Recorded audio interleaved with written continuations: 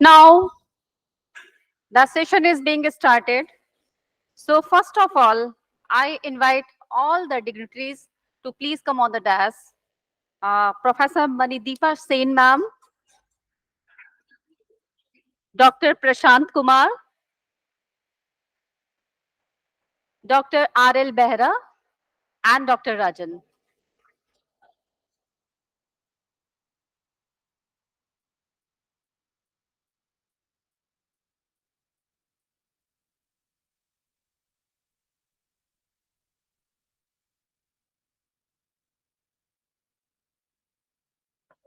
Dr. Prashant, please come.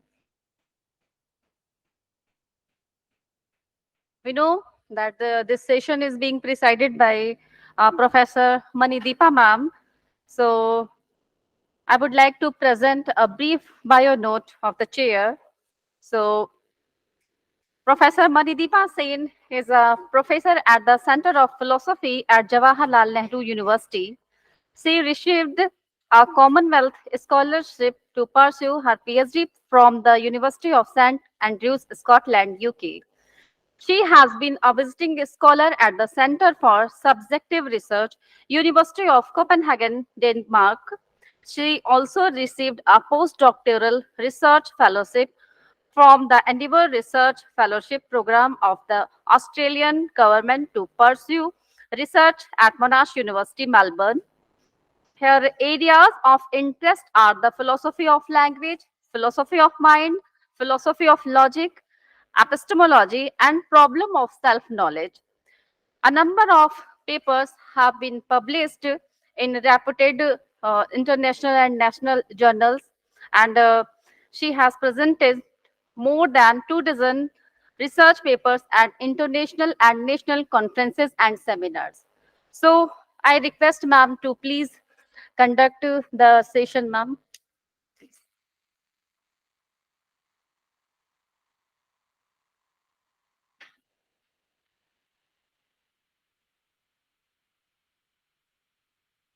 Thank you so much for your kind introduction. We have three speakers for this session. There is a slight change in the program. Please note that. So we have Dr. Prashant Kumar, Dr. Rajiv Behra, and Dr. Rajiv. All three are here. Huh? Rajan, sorry, Dr. Rajan. Sorry about that. I'll invite Dr. Prashant Kumar, who is an assistant professor of philosophy in Lakshmi Bai College. He has completed his MPhil and PhD from where I teach, JNU. He received a prestigious scholarship to work on new realism in Bonn University, Germany. His areas of specialization are meta-ontology, ontology, and logic. And currently, he is also interested in social and political ontology. Apart from his academic and philosophical approaches, he too serves a great amount of time in philosophical counseling. So, Prashant.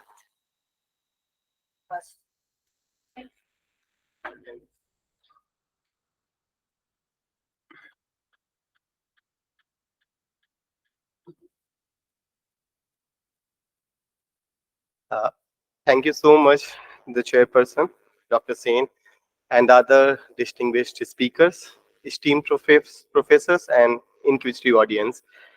Um, I will not take much time.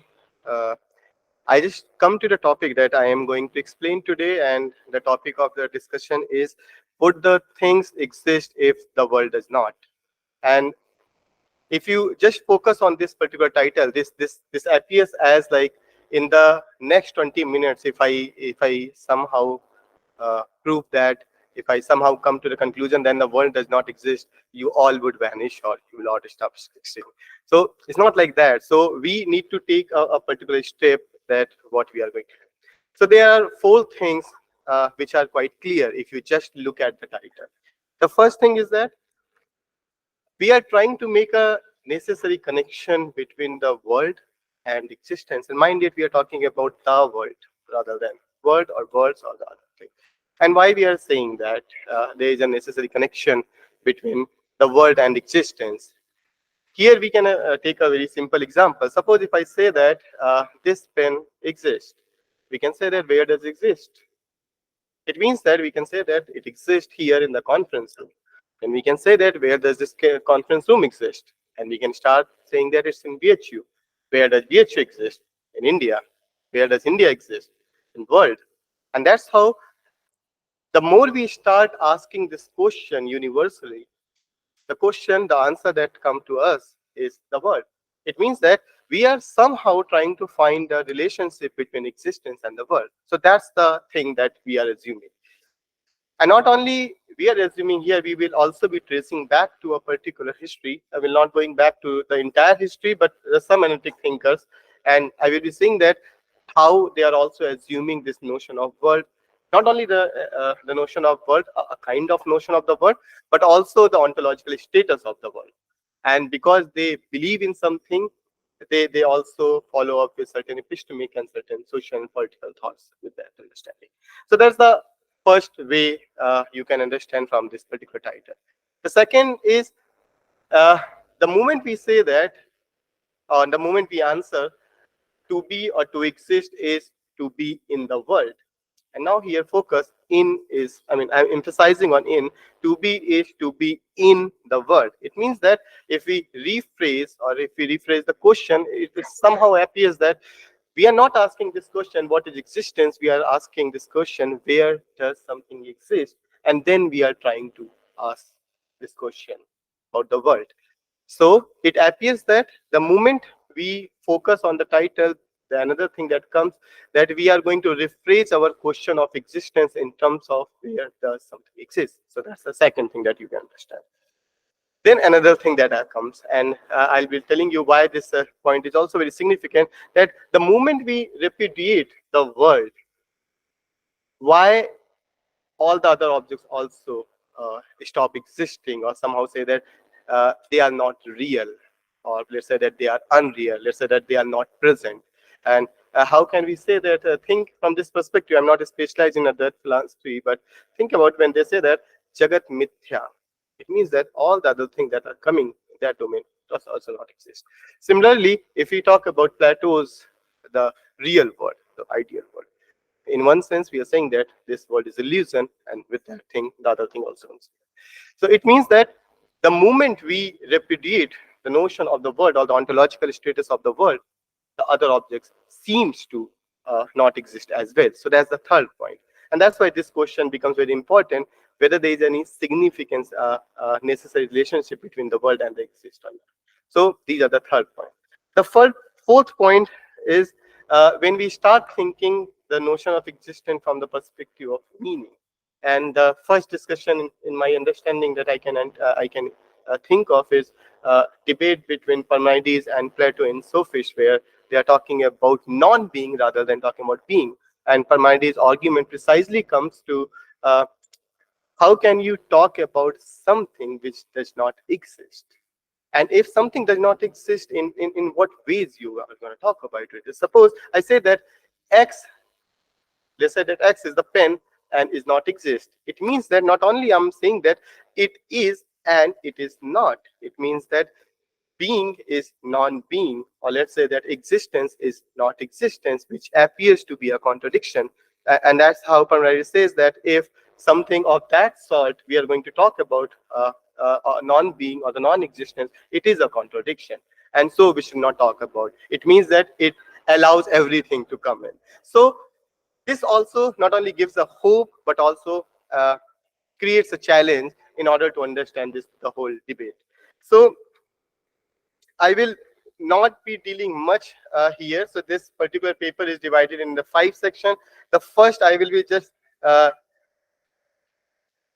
exposing the problem. First, we need to understand the problem, why I particularly think that this problem is very significant. So I'll start with one paragraph of a novel by Victor Pelvin's Chapeau and the White. It starts with, we clinked glasses and drank, and we asked, and where is the earth? In the universe. And where is the universe? I thought for a second in itself. And where is this in itself? In my consciousness. Well, then, Petka, that means your consciousness is in your consciousness. You see the circularity? Doesn't it? It seems so. Right, said Chepav, straightening his mustache. Now listen to me careful. Tell me, what place is it in? I do not understand. The concept of place is one of the categories of the consciousness. And so, where is this place? In this place, the concept of place located. So what I'm trying to do that, the moment we try to expose the problem of existence, it always come to a place. And this is a one way of understanding. I'm not saying that this is the only way. All right. So now, if everything comes back to a place, how does it appear or how does it come to us that every time we come to the world? And then we need to understand another particular aspect. Here I'm going to quote Elizabeth Anscombe, which in order to, because the moment we start understanding the world in hierarchical manner, it means that this exists in this and this exists in this. It means that we are going to create this thing in a hierarchical manner. And the moment you are going to explain in that way, you are going to fall into infinite regress. So how you are going to do that? So in order to prevent the infinite regress, even classical philosophers like Aristotle and Augustine maintained that we must eventually come to an end. We need to find the foundation. And Descartes and the other contemporary philosophers were afraid of losing that ground. Therefore, they refrained from going too far.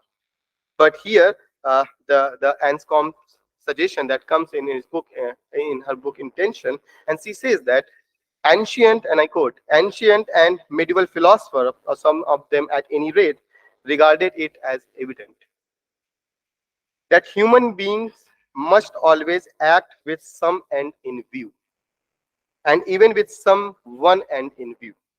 The argument for this strikes us rather strange. Can't a man just do what he does a great deal of the time? He may or may not have a reason or a purpose.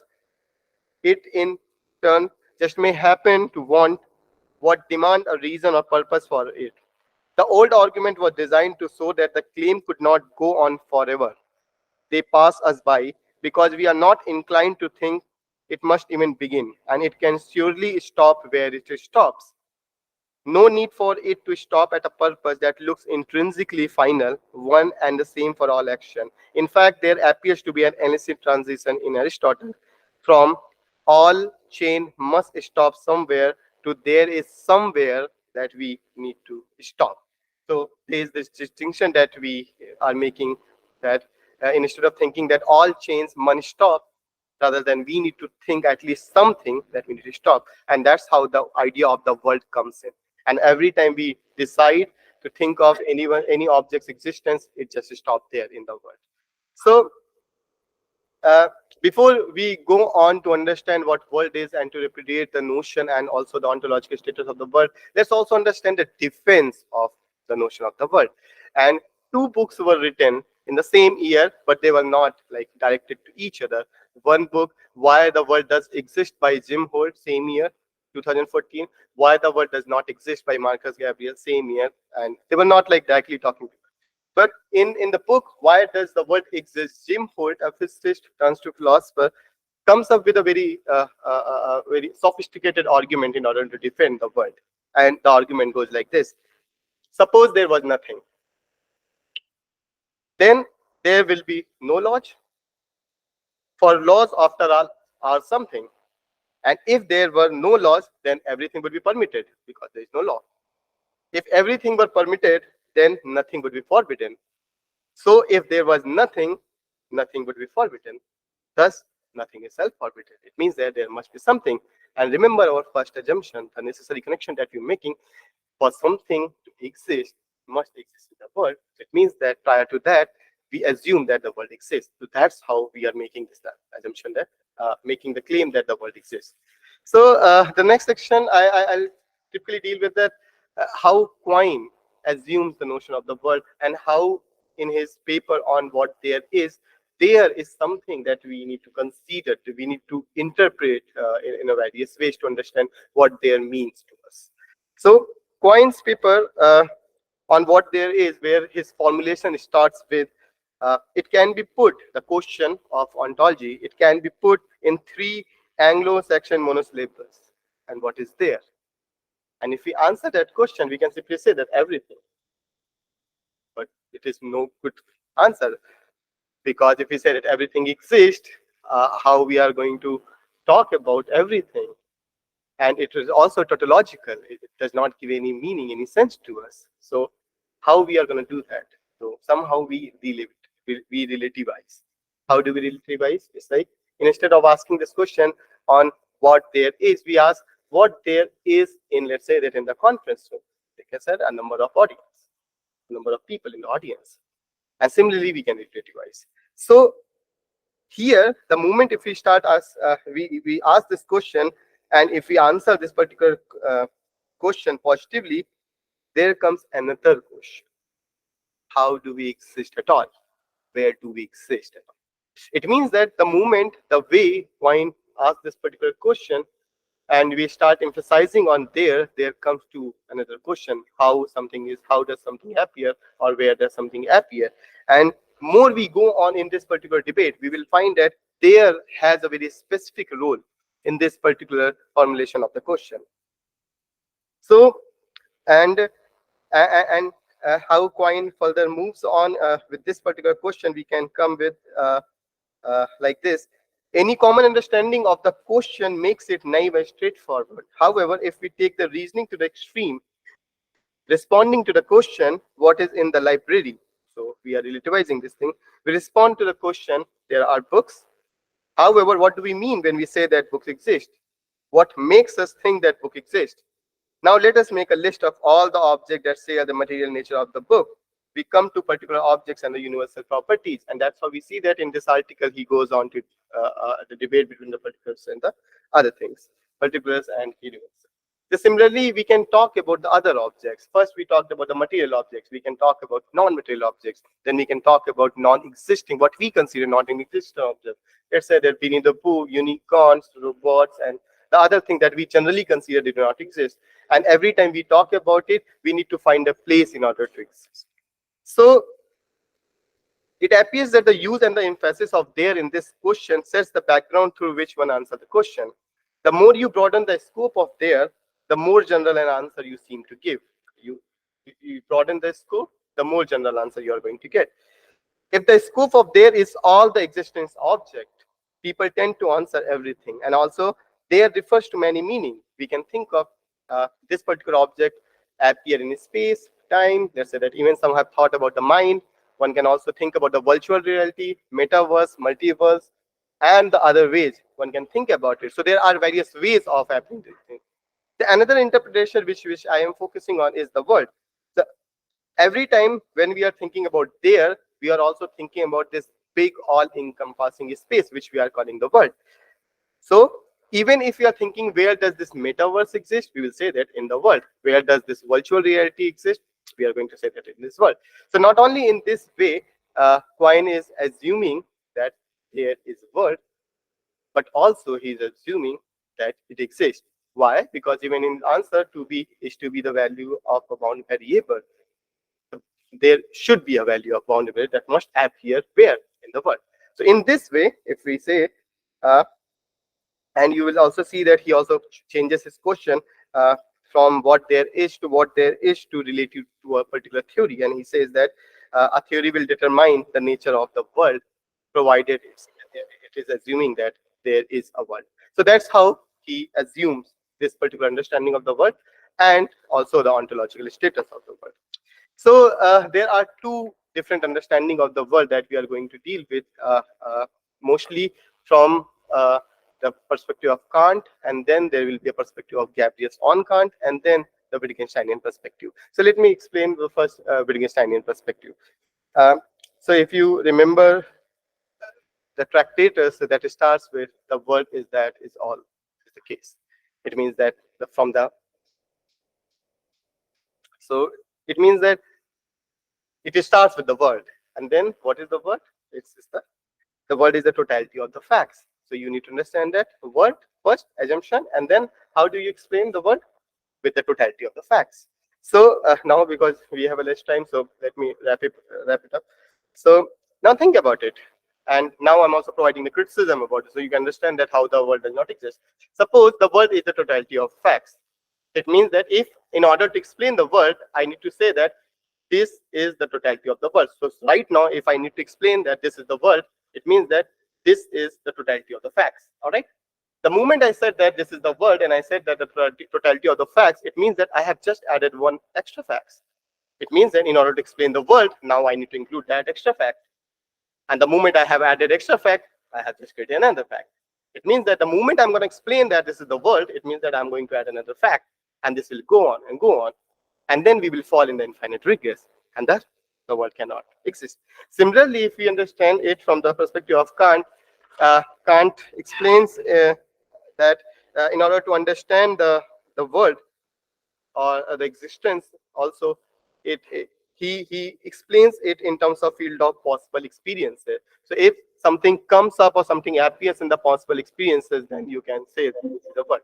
But now consider this thing. Now if we understand that the world is that all encompassing a big structure, can it ever be come to your possible experiences? It's like, can you sit somewhere and you can imagine, you can experience this the whole large encompassing world? You can't. So if the understanding of existence is in terms of in the possible experiences, and you need to understand the world, can this particular understanding of Kant will be applicable on the world as well? No, it does not. And that's how the world does not exist. So now, if we have to think about the existence in terms of somewhere in the space and the world does not exist, should we give up on the objects, whether the objects also do not exist? Wouldn't it be the case that also, like, if you think that now we are not only having the one world, but there are the concept of multi-world, multiverse, meta-world, virtual world, and the other thing. So should we give up the concept of the world, and should we focus more on what we are calling the pluralistic world? So like if you say that we were talking about plurality, plurality, and like even if you are talking from the perspective of Jaina, we are more interested in the pluralistic perspective of the world. So what we are moving in.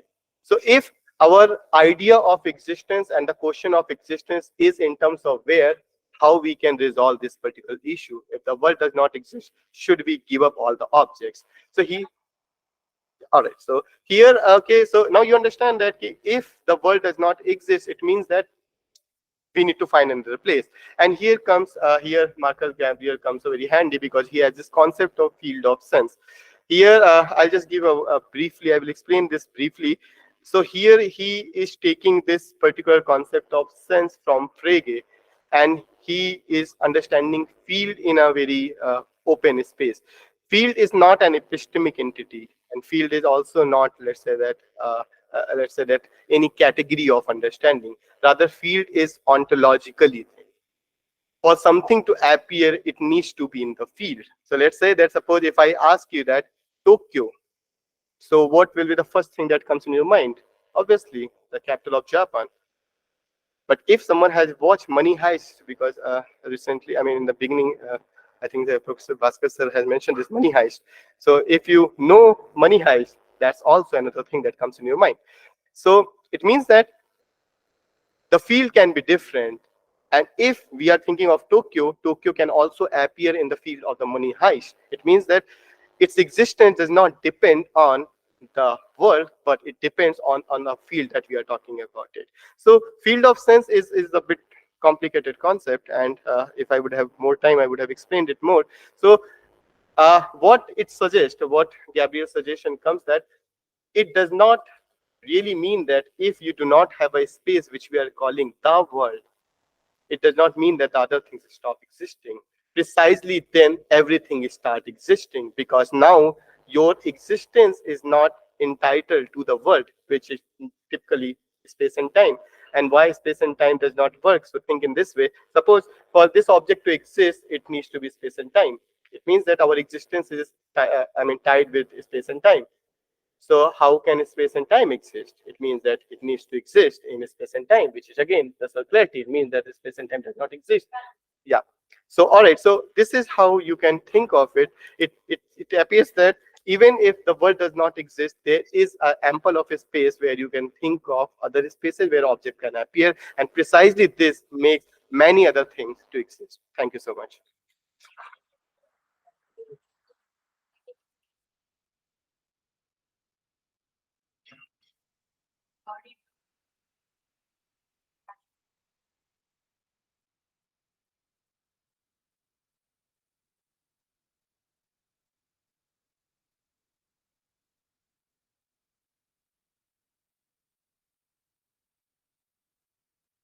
Of existence and many notion of existence in the world, and his main uh, idea is that in order for even to ask the question of existence, we have to posit a world, but just not any and every world, but in terms of a very interesting notion that Gabriel proposes, which is the idea of the field of sense, which unfortunately he couldn't develop that much, but maybe there would be questions in response to which he can explain it to you.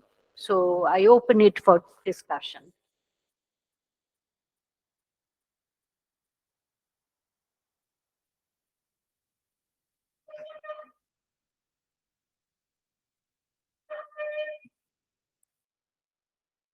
Thank you so much, sir. It was a wonderful presentation. The title also was very, interesting.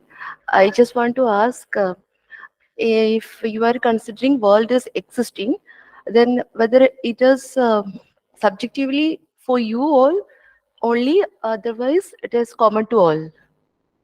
All right. So thank you so much for the question, and also like my mind is not because of the signal, but yeah. So I'll just say that um, whenever we are talking about the existence or the non-existence, we are typically talking about the world. It means that when we are thinking that there is this one all-encompassing world, or let's say that the one which states the totality of all the facts, that's the notion I am questioning, and also like the thinker that I'm talking about, Marcus Gabriel, is questioning. And but there is a very interesting thing in new realism that Marcus Gabriel has developed. New realism does not say that there is only objective truth. It can equally possible that there can be a subjective world, and which will be a fact.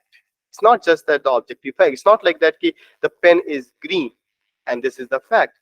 It also that how I am looking at the pen. So the pen might be cylindrical, but suppose if I start looking at that, the shape of the pen might look different to me, and that will also be a fact, because at this particular moment when I'm looking at pen at particular, I mean from a particular angle, this appears to me differently. So new realism also takes this particular aspect into account, and they consider it as a fact. So what we were having a discussion about definite and indefinite, indefinite, indefinite, definite. So there are various permutation and combination of such that it means that the moment we start considering subjective word as a fact, not only it opens various possibility, but it also questions that. So it creates the indefinite at the simultaneously it creates definite. So I mean there are various ways we can think about.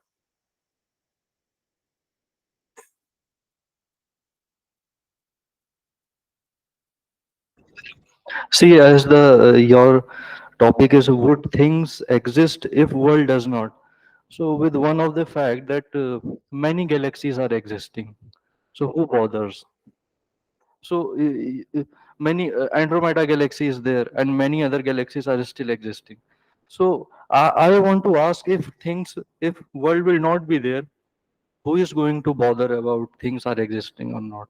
So I think this you have to elaborate it, because when Earth came into existence before 5,000 years earlier, so there was Precambrian period, Devonian period, and we are not sure is there any interval between Precambrian period or Devonian period. So how would you you are going to conclude this according to epistemology? So there are many deities, Brahmi script and many other scripts. So they have some other kind of a notion of reality. So don't you think you are in hurry of concluding your paper? Any other question?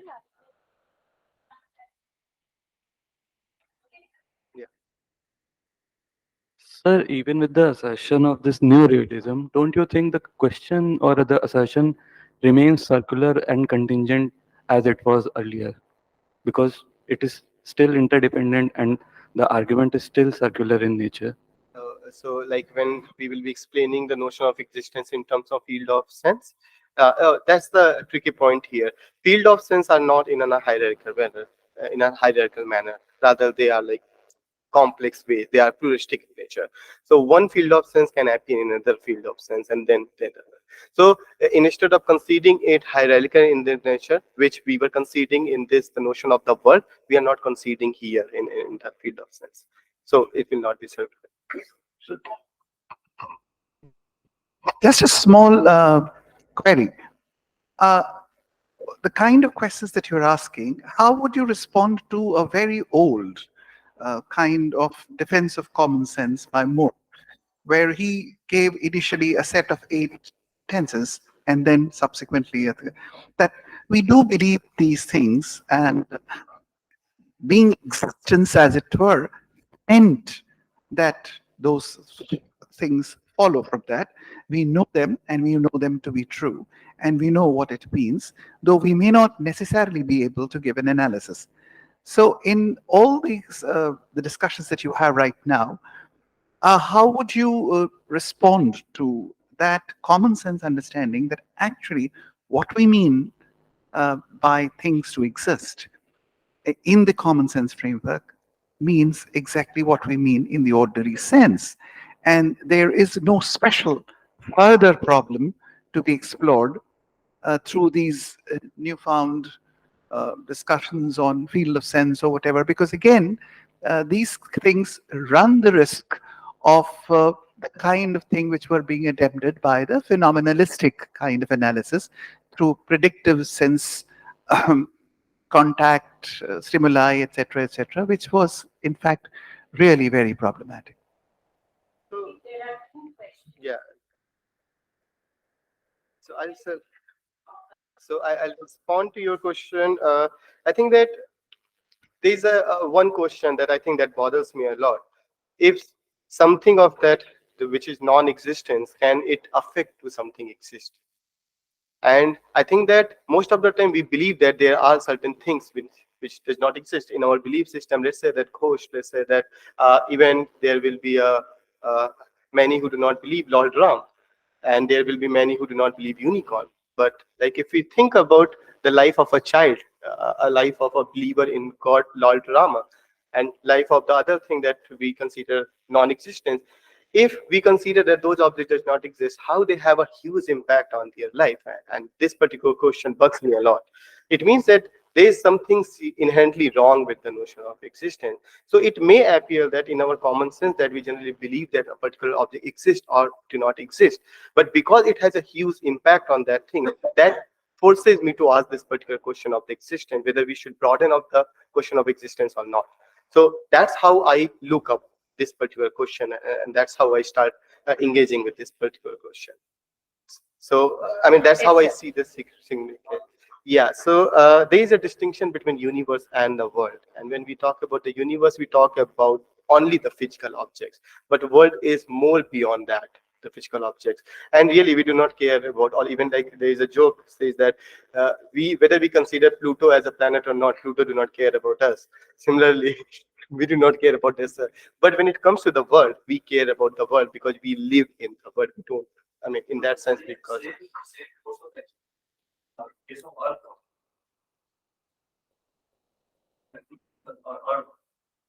so there are different. I think we cannot have a to and fro because we don't have the time. So there is a distinction between the world and the universe, and we believe more in the world. Thank you so much. You can get that later.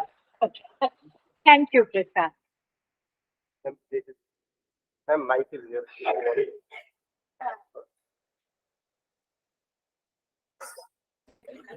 So the next speaker is Dr. Rajiv Lochan Behera, and he's an assistant professor in this department itself.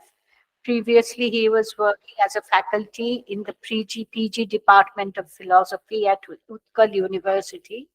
He has completed his research, MPhil, PhD, and postdoc in philosophy from Hyderabad Central University. His areas of specialization are analytic philosophy, philosophy of language, philosophy of mind, philosophy of semantics, critical discourse analysis, and Bertrand's philosophy. He has published more than 2 dozen articles in international and national research journals and presented more than 2 dozen research papers in international and national conferences and seminars. He has convened several national and international seminars as well. So I welcome you.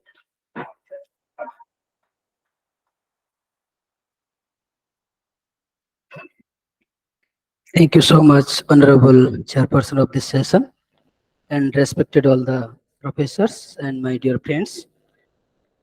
The topic I'm going to discuss, that is something understanding language, is the house of soul, house of being, eyes of the world, Jainism, Heideggerianism, and Davidsonian perspective.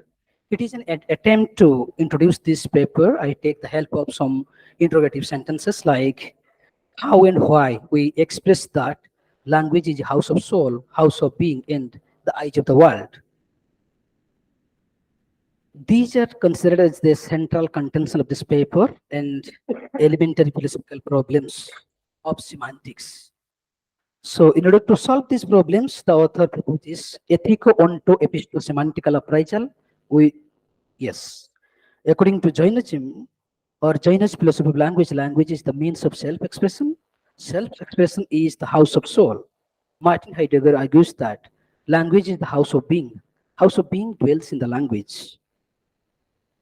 In this era, the language house represents to a multicultural as well as cross-cultural space that is symmetrical to Heideggerian perspective of language analysis. Besides, Donald Davidson says that language is the eyes of the world, which means metaphysical agreement is possible through semantic description of language.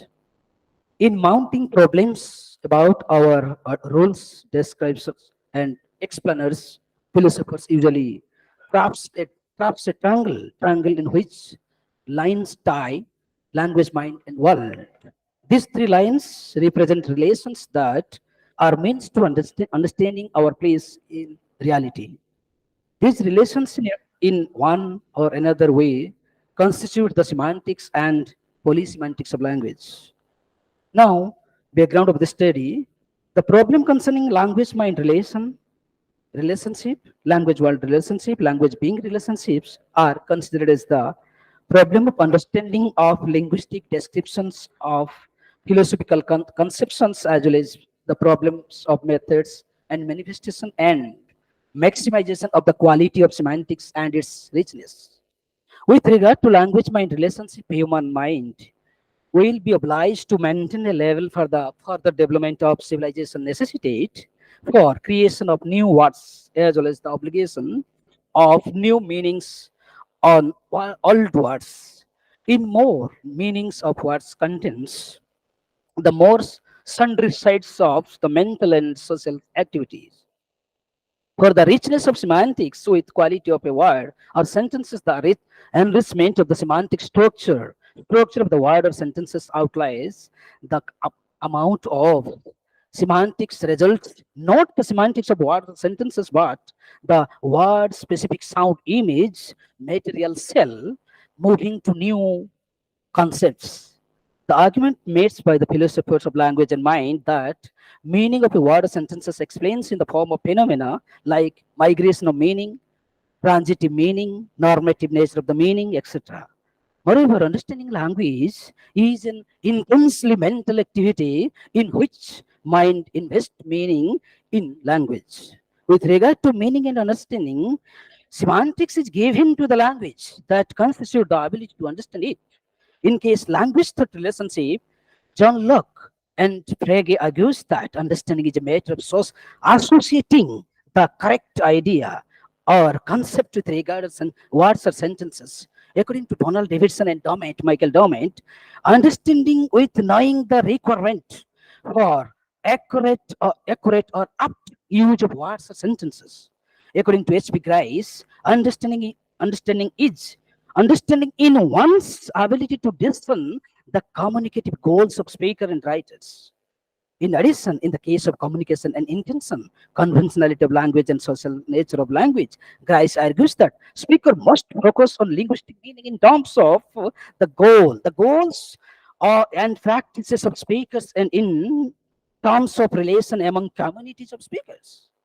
In case of semantic and conceptual rule, the meaning of a language derives from mental content, including the contents of belief, thought, concept, and what we call it cognitive semantic that faces the problem of skepticism in private language. Concerning this problem, Wittgenstein argues that the skepticism is anything in our mind, anything our mind can do, what would constitute meaning one thing rather than another. Problem concerning the semantic through translation, and radical interpretation.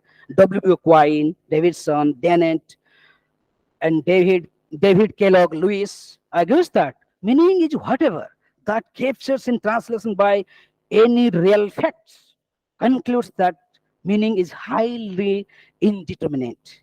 Therefore, mental meaning is best seen not as out there to be discovered, but rather as partly constituted or constructed by our practices of interpreting and translating. Concerning the problem of self-expression with the consideration of the problem of self-expression as a problem of semantics, Professor Sagarmal Jain underlines the theory of Vibhedavada, through which he discusses that language-thought relationship concentrating on certain types fundamental materials of which the language is made. Besides, it deals with word meaning and sentence meaning and their nature, their atomic form, their transience and their relation with their meaning, mode of meaning, method of meaning, their particularity, their universality, etc. In this case, doctrines of Spota and Opoho are also critically examined. Along with it, Akrutivada and its relation to the Jainist philosophy is also made clear, mainly devoted to the nature of sentence. With regard to the nature of sentence, is Abhihita, Abhihita Abhinavada and Anhita Abhinavada are consciously, that you can say, sensoriously surveyed in Mimamsa philosophy. In the Saptabhangimada, the Nikhepa theory of Jainist philosophy regarding determination of meaning are discussed, that are power of what? Power of words in expressing meaning in sentences, the nature of indescribable. Abhaktavada. It tries to make clear the relation of language and truth. It also discusses as to which type of sentences come under the category of truth or falsehood. Thus, an attempt is made to the work to present the several cells of the Jainist philosophy of language, appraisal of semantics through Jainist analytic philosophy of language. In order to determine the semantics properties of words and sentences, there is requirement of following three moral explanatory factor: knowing, doing, and seeing. And also for epistemic explanatory factor: perfect perception, perfect knowledge, perfect power, perfect place. Concerning the cultivation of qualitative semantics and its richness, the richness of house of soul through ethico onto epistosemantical appraisal, the doctrines of Triratna and the doctrine of self-expression plays a major role. Here, we need to follow certain criteria for self-expression. One is the person should reflect the core nature of his or her, which should not affect anyone but himself also. Now, there is a need to express yourself, but it is not easy for all. Therefore, there is the possibility of error. So, sometimes someone expresses himself or herself highly, rightly, and sometimes wrongly. There is a need for the skill of learning for self-expression. It is necessary for one's own self-development expression to depend on the certain level of openness and transparency to be able to fully express yourself significantly. And next, there is also a need for the intervention of extra factors, supermind, you can say supermind or soul, for self-expression. So self-expression is an activity that expresses our thoughts, emotion, belief, and everything we consider to be a reality.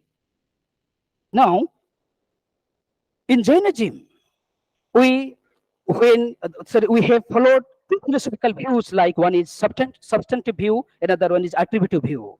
According to substantive view, the word Brahman is identical with what? Sorry, identical with Brahman. Word Brahman and Atman bear some secret meanings. So, to prove the existence of Brahman and Atman, the word Brahman and Atman to be the material cause of the world. The possibility of hearing the word Atman and Brahman only because of the Shabda Brahman, eternal Brahman. It is a realization. It is a realization of Brahman and Atman that based on its Shabda Brahman. According to attributive view of the pursuit of semantics through ethical onto epistosemantical process, the nature of word or sentences helps to make the language more descriptive and precise, because here we use language in multidimensional way. For example, happy or lovely, etc. Suppose a house is new, we can call that a new house. In this respect, we have now I want to do some experiment that is about the house of how it is considered as a house of soul, how language is considered as a house of soul. The pursuit of semantics through the inseparability of ethics, ontology, and epistemology. Jaina's ethic onto epistemological perspective refers to the unity among seeing, knowing, and doing. After right belief, after right knowledge, the third is the most important path of goal is moksha. It is something called right conduct. In Jainism, utmost importance attached to the right conduct. Conduct becomes perfect only when it is in tune with right beliefs and right knowledge. Therefore, the importance of right conduct is the process of self-realization, consisting in the fact that is only when right knowledge based on right beliefs translated into practical and spiritual discipline, that path of emancipation of soul from the cycle of birth and death becomes smooth. Now, in addition, self-expression through perfect perception, it is something about awareness of the true nature of every substances of the universe. It is one's own self. It is one's own religious goal. It is something one's own path. So, from the practical point of view, it means to have a total faith in the purching of the thinkers. Yes. So now, when you talk about self-expression through perfect knowledge, it is alonging with the universal substance entities that is called tattva. So, two specific doctrines of Anekantavada, which is called for attitude of openness, and Syadavada points out the limitation of knowledge and allows no room for assertion. This means having an accurate and significant knowledge of the real universe. This requires a true knowledge of the five substances of nine true of the universe, and having that knowledge with the right mental attitude. Now, come for self-expression through Ananta Ananta Virya, something called it is called infinite power. Here, a state in which soul has infinite power. Yes, soul has infinite power. It is antarya karma, obstruct this attribute. Then self-expression through ananta ananda, infinite bliss, a state in which again bonds, and this state of soul is considered as pure soul, which no longer occupies the body and it is formless. It is called liberated soul. All liberated souls are equal. No one is higher and lower and status than any more. Here, the determination and cultivation of semantics through this self-expression within the frame of this enterprise, the function of ethical language, its discovery semantics based on some expression of feelings. Now, so Davidsonian approach of semantics, I have taken care of this. The problems concerning language and mind, Davidson argues that mind distributes meaning to language, and language permits and networks mind. So acquiring and trafficking in a language brings one concept thought, habits of thought, with all sort of consequences. Indeed, having language is so crucial to our ability to frame the sophisticated thought that appears essential to language use and understanding. There are several doubts whether mind is prior to language is any interested sense and so on. If semantics is confined to the radius of language and mind, then there is possibility of linguistic discrimination. So therefore, there is need of the expansion of semantics in which our language and mind can expand it toward the world. Now, I can take, I can claim that Davidson tried to generate a theorem for each sentence in a language gives the sentence of meaning. Davidson claims that there are three conditions. One is the extensional adequacy condition, and second one is the compositionality conditions, then third one is interpretation conditions. So here, Davidson argues that the third dogmas of discriminations, the idea of conceptual schemes, are interdependent. We cannot make sense of one without the other. So idea alternative conceptual scheme is dependent on the claims that there is something neutral. There is something neutral and common that lies outside all schemes. In this context, it claims that all conceptual schemes provides an account of this common something, but do in distinct and incommensurable ways. Now, yes, conclude. There's no time. I think you are giving me less. Anyhow, the Heideggerian approach of semantics, I want to say something about. Within the frame of ethico-onto-epistosemantic, we try to cogitate the nature of Heideggerian notion of language. More precisely, language is the house of being, because he said that here both the subject matter and subject matter of the philosophy of language are always together with means, which means to be understood of human language is to understood human discourse. And he claims that language is assured to being by the way of making being to say something in language. For him, derives of any purpose, there is no language. So, language is appropriated in saying and saying in needs of being in which finds its voices in the words that constitute in language. And in his dialogue of language, Heidegger admits that reflection of language and on being is determined in path of thinking which cannot be more accurately captured by more remarks than these. Now, the assessment of this thesis is something that we can conclude that it has been considered that the power of self-expression lies in a being, his or her true or authentic soul. Authentic soul, as we know, that every experience in this world will result in how we portray ourselves to others. It is a kind of representation of one to another. But there is a possibility of false representation, so which can lead to complication and wrong path. We could have ended up where we aspire to be, but we didn't dare to express ourselves. We held ourselves back from a great opportunity. Aside from these, we feel most complete and whole when we are secure in who we are. In Jainism, self-expression always you to impress to entirely of who you are, including your weakness, flaws, and shortcomings. Now, the point is that we are inept to step out. Language might lead us to think that the possibility of enduring an experience with language, which in itself brought to language every time we speak. So, Heidegger says, in most of the cases, language never has the flow. Instead, whatever we are speaking about blocks the experience of language itself as the house of being. Thank you.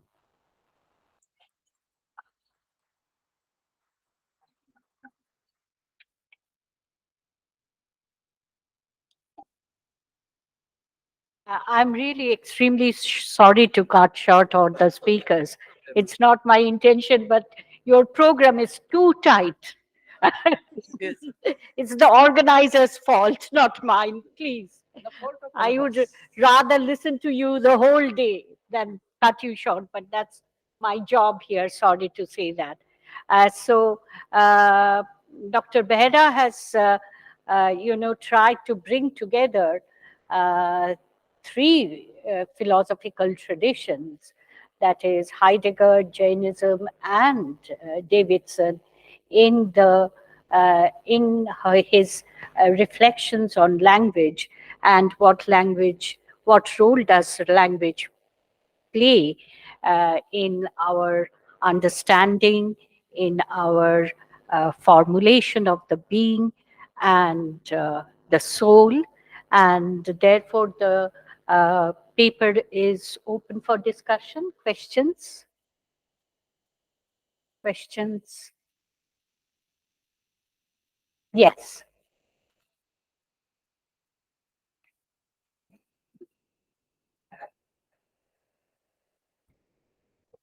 Thank you so much, sir.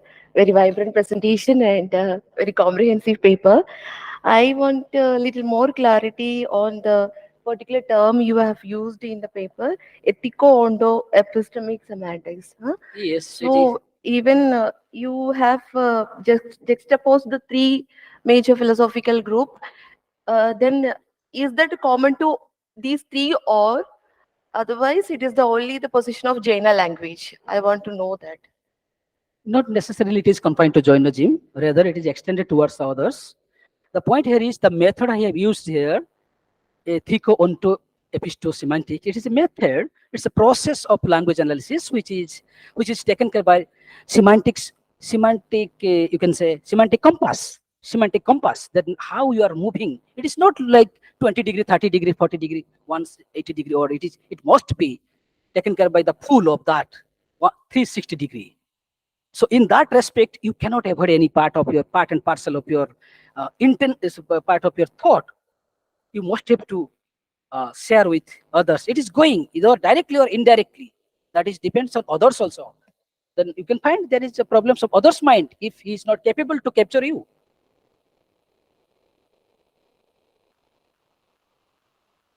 So,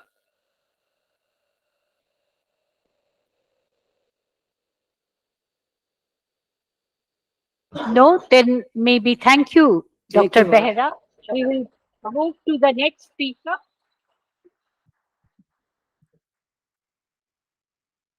So our third and final speaker for this session is Dr. Rajan, who holds a master's and PhD in philosophy under the supervision of Professor Mishra from this university itself. Formerly a faculty member of Kolingo Institute of Social Science, Bhubaneswar, he now serves as an assistant professor at Azim Premji University in Bhopal.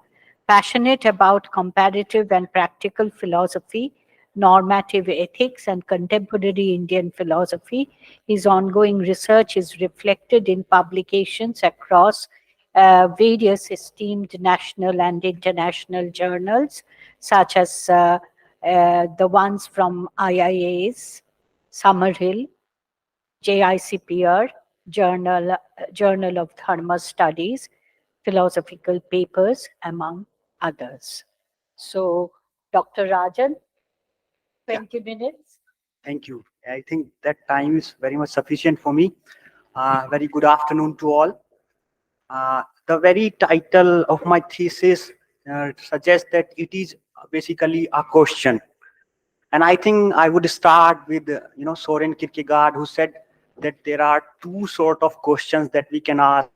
On the one hand, there are questions which basically aim towards certain answer. We want certain clarification. And on the other hand, there are certain questions that are just like lions that basically eat all the answers that are available for us. So I think my question basically falls into the second category, that you may consider whether it is a lion or not. It would be upon your judgment. So basically, this particular idea that central philosophy is very much, convenient and very much old to this particular department. The T.R.V. Murthy basically started this notion, and he wrote the magnus opus, Central Philosophy of Jainism. And everyone now knows about it. Central Philosophy of Buddhism, I'm really sorry. And then recently, Sachidanand Mishra sir translated that thing into the Buddhism. Likewise, R.K. Tripathi wrote about Central Philosophy of Kashmir Saivism and Tantrism. so we can very well know what is the importance of this particular topic, that central philosophy of about particular school. So basically how I came to this particular problem, there are certain motivations and objective behind that. One was that recently one seminar was held here on Jainism, and Professor Anand Mishra gave a keynote address in which he basically proposed the idea that the central philosophy of Jainism is not basically metaphysics or epistemology, rather it is their ethics that consist in their idea of non-violence, which I would expound further. Thereafter, one of the major thing that I would be covering in this my talk would be BK Matilal's famous book Central Philosophy of Jainism, Anekantavada. And the third one, I would be considering ideology not in a very strict, ignorant sense, but ideology as a set of idea that gives us a picture of the reality. How should we live? What is the structure of the reality? How do we know something? And the phrase of Emmanuel Levinas when he says that ethics as the first philosophy, which I personally feel very much resonate with the Jain idea of non-violence or their idea of ethics. And I shall argue, the very keynote of this particular seminar itself assumes that the central philosophy of Jainism is basically their metaphysics, and then it proceeds towards epistemology. It may be vice versa, that it is their the epistemology is their central philosophy, and then metaphysics proceed to further. But my aim would be that it is their ethics that is primary, upon which their metaphysics is built up, and then we move forward towards epistemology. And subsequently, we shall be showing how ethics is the central philosophy of Jainism, and other philosophical themes such as metaphysics or epistemology or whatever are dependent upon that. Now let me come to the two issues. First, the definition of ethics and its connotation. It is very much problematic issue throughout the history of academia. How do we define ethics? Take for an instance, last century was full of violence. Two world war happens, number of Cold War might be happening, religious conflict and so on. Then one fellow, I think he wrote a book, Moral History of 20th Century. I forgot his name. He suggested that the 20th century in the history of humanity was the most violent history in the history of humanity. Then does such kind of particular instances in humanity affect the academia and the concept that we discussed here? I personally feel that such kind of instances actually affect the definitions that we create. So if we are in the medieval period, there would be church, there would be religious connotation that would affect the definition of ethics. If we are in the Greek period, there would be Socrates who would be standing in front of us, who would be giving us an open-ended picture of ethics. That is, how should I live? Now, as I give that definition or the question, I did it that there are some changing dynamics of ethics and historiography. So, just like I gave the example of that fellow, I forgot the name. He wrote a very beautiful book, Moral History of 20th Century. And now let me move forward. The idea of central philosophy, does it consist in the beginning of something? Like if we say a particular school, it is starting within a certain scenario. What if there is certain sort of violence against anyone, X or Y? Or does it consist in the process, like analysis or synthesis or whatever? So, and or does it consist in the idea of end goal, like moksha, liberation, or whatever? Where does the central philosophy consist? These kind of issues are very much essential to discuss before we move forward to tell what is the central philosophy or what should be the central philosophy. So now I want to start with one of my favorite quotation of Hegel, who said that whatever happens, every individual is a child of his time. So philosophy too is its own time apprehended in thoughts. It is just as absurd to like that philosophy can transcend its contemporary world as it is too fancy that an individual can overlap his age and jump over an time island. If his theory goes beyond the world and builds an ideal one as it ought to be, that world exists indeed, but only in his opinion, an unsubstantial element where anything you please may in fancy be built. This particular notion of Hegel might sound quite deterministic, that you cannot transcend the thought, you cannot transcend the particular time period. But as you know, yesterday that foreign scholar tried to depict that we are not animals, we are not wolf, we have the capacity to reason. Of course, that is a fact. Even if you read the Russell's History of Western Philosophy, he said that your biography actually are reflected in your thoughts. So if we assume such kind of presumption and then we move forward, then we find that somehow our conception of ethics as well as of philosophy are influenced in one way or another. Now, I just want to come to the confusion of B.K. Matilal. The title of the book is Central Philosophy of Jainism, Anekantavada, and it starts in the beginning. The introduction says, it is possible. D.K. Kapadia, I think, is the scholar whom he is citing. He says that it is possible that the well-known moral doctrine of Jainism, that is ahimsa or non-violence, was partly responsible for the development of anekanta attitude in Jain philosophy. What becomes the foundation for other practices in essence of the first philosophy? This identical thing is my added.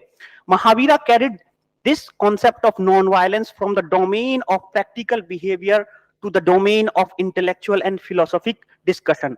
Thus, the Jain principle of respect for the life of others give rise to the principle of respect for the views of others. In fact, the essence of Anekanta doctrine was embodied in this principle of respect for the views of others. Now, one might say that simply giving description might not be sufficient in so-called analytic or philosophical world.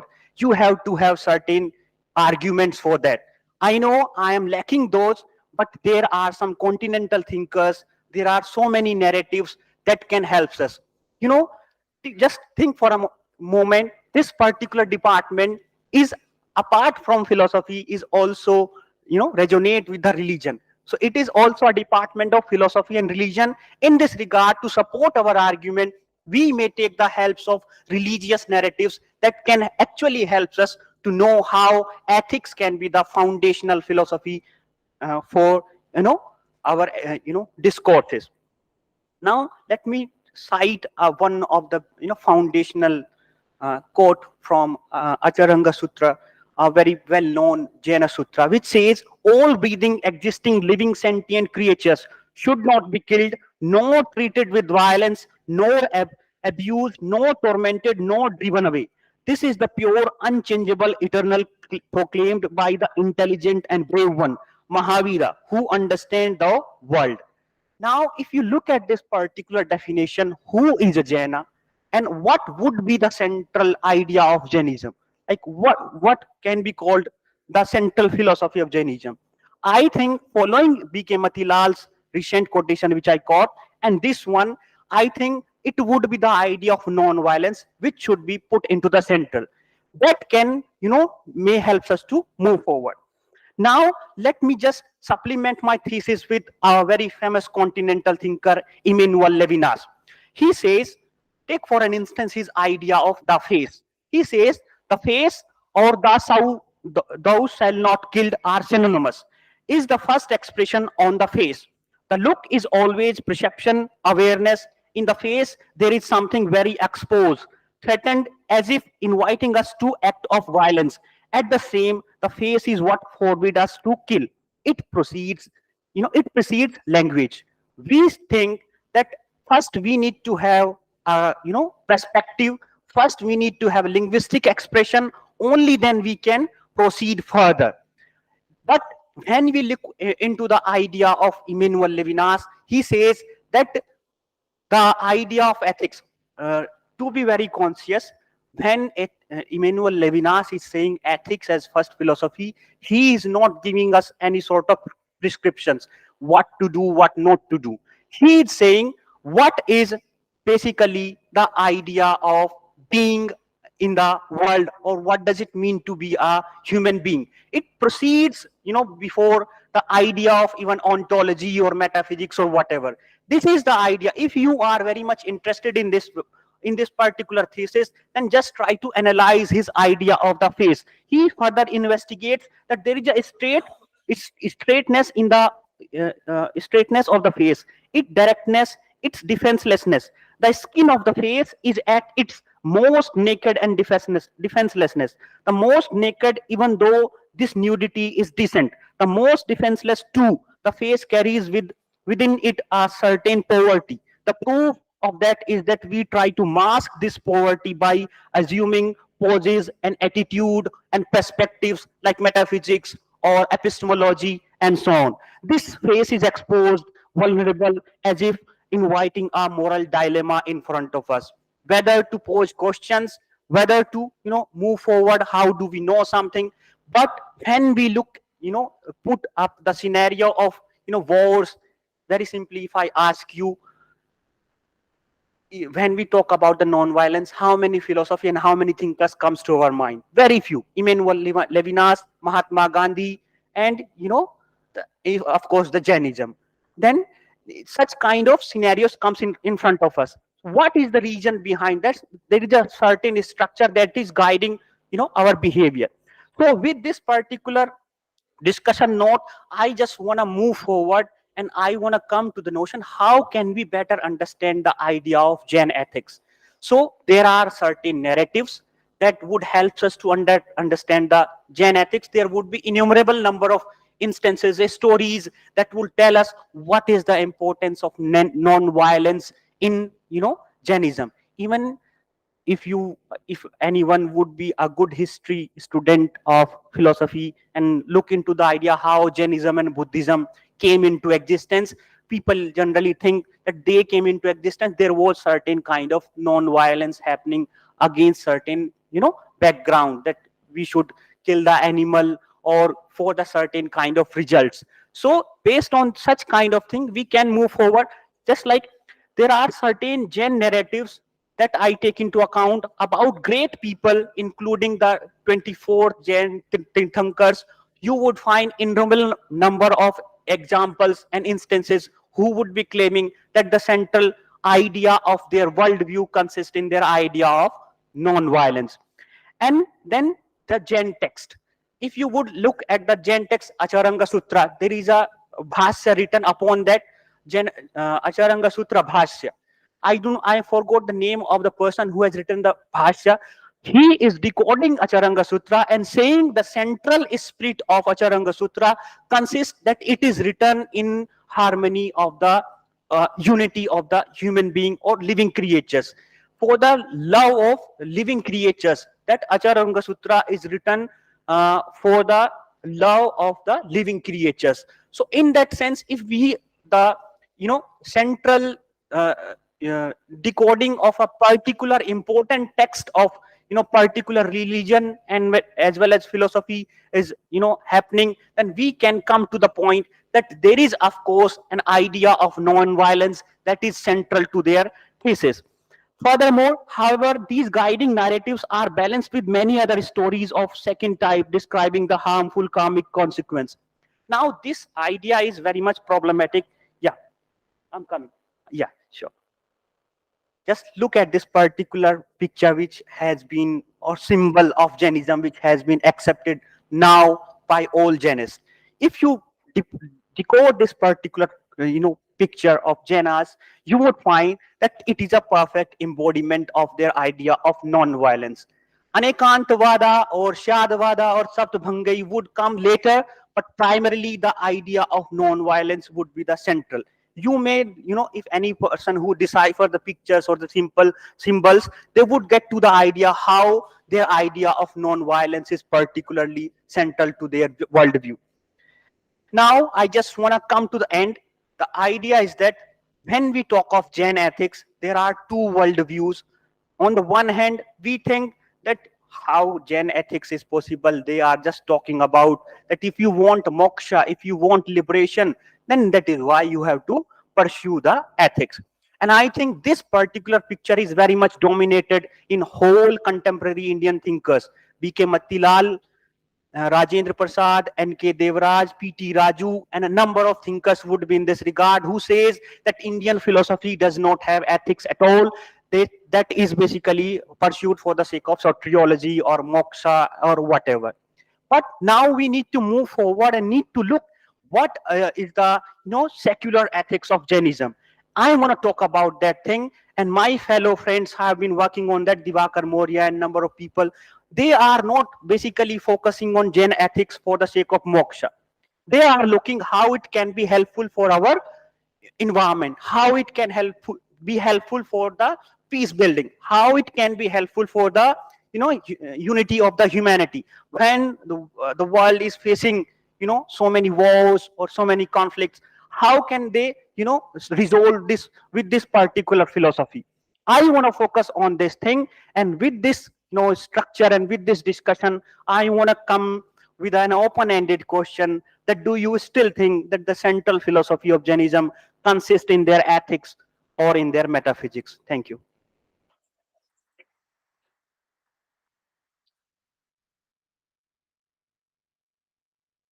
Uh, I think there will be a lot of questions on this particular paper that Dr. Rajan so passionately put before us, whether we should consider Jainism as a uh, as as a as an uh, mm, ethical position or a metaphysical position. And he is of course thinking ethics being the first philosophy, it should be looked at from the ethical perspective, where non-violence would play a very important role. So all the other epistemological, logical, and metaphysical concepts have to be somehow maybe subsumed under an ethical concept of non-violence. I think that's what you were trying to do. So, question. Yes, Professor Singh. Professor Singh has something to ask.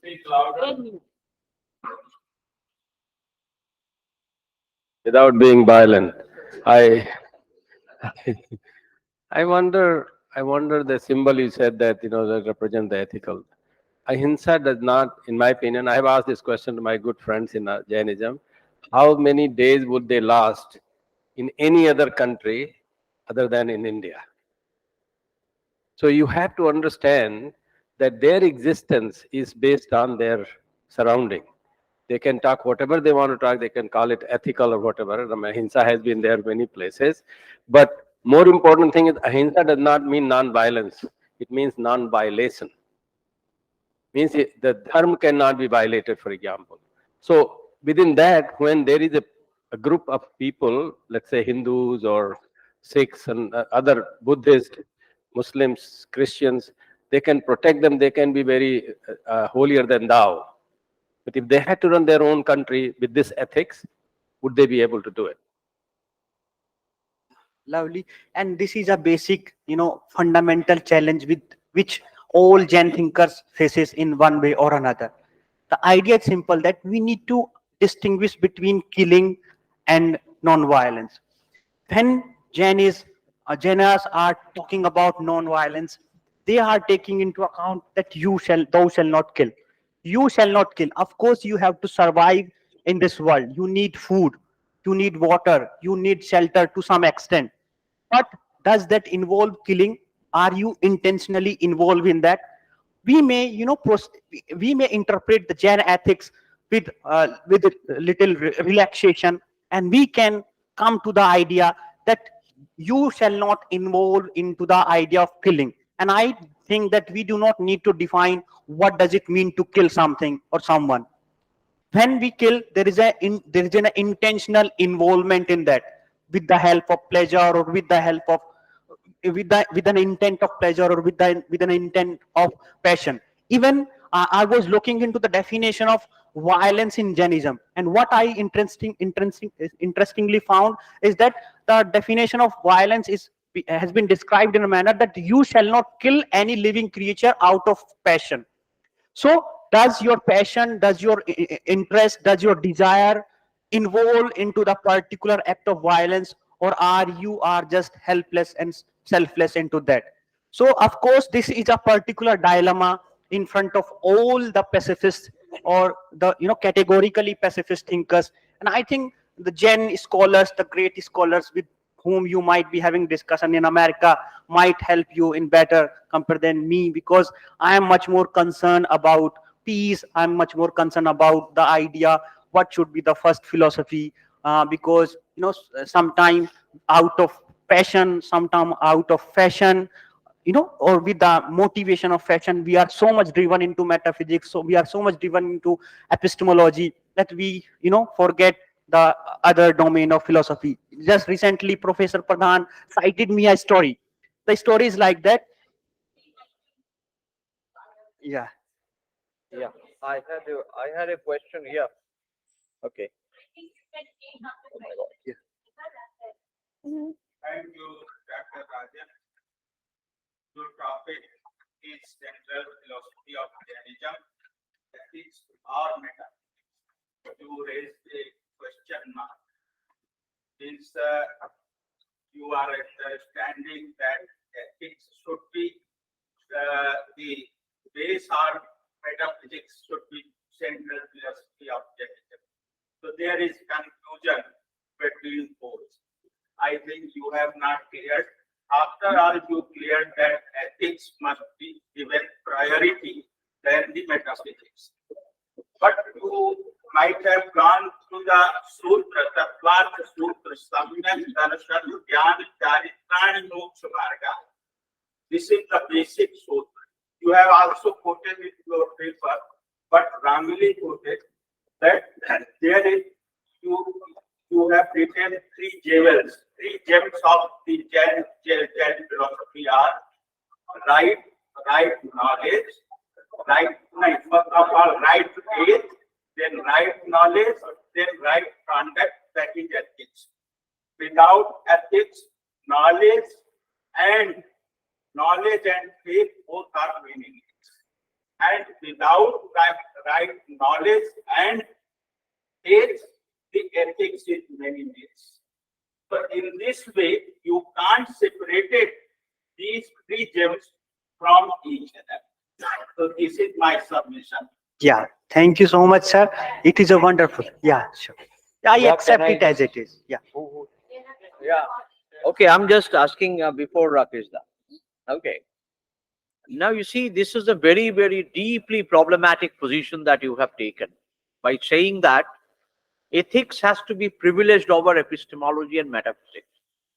I think that is something like a total disconnected view, and no historiography of philosophy will stand in support of that kind of a position, including the historiographers like whom you have read, T.R.V. Murthy, for example, I know, who has privileged epistemology over ethics. And there's no question of subsuming anything under ethics. Ethics is a different field of sense, which has to be differentiated, but it cannot be privileged. That depends on your positioning also, but saying a generalized manner that it should be positioned, that will not be ethically or epistemologically justifiable. I would like you to consider this in an otherwise good paper that you have written.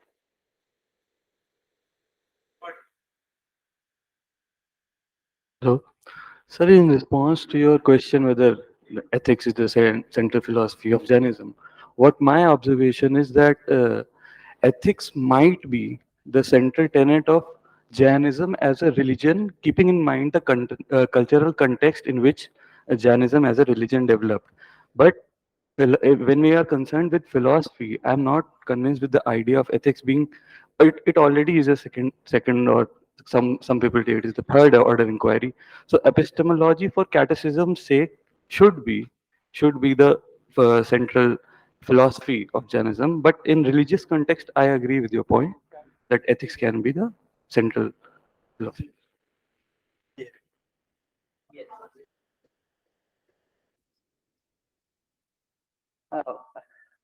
Very interesting presentation. I was just wondering, I'll cite two cases where things look very different. Um, as I was told in my class by my teacher SP Gautam that Wittgenstein, somebody said that Wittgenstein's Tractatus is on ethics, and Heidegger has commented that Kant was not doing epistemology in Critique of Pure Reason. These are the cases uh, where I think it depends on interpretation, some you know how you are interpreting the text. And the specific point that I want to make is that you know um, in order to say that ethics is the first philosophy, we need some kind of metaphysics. Thank you.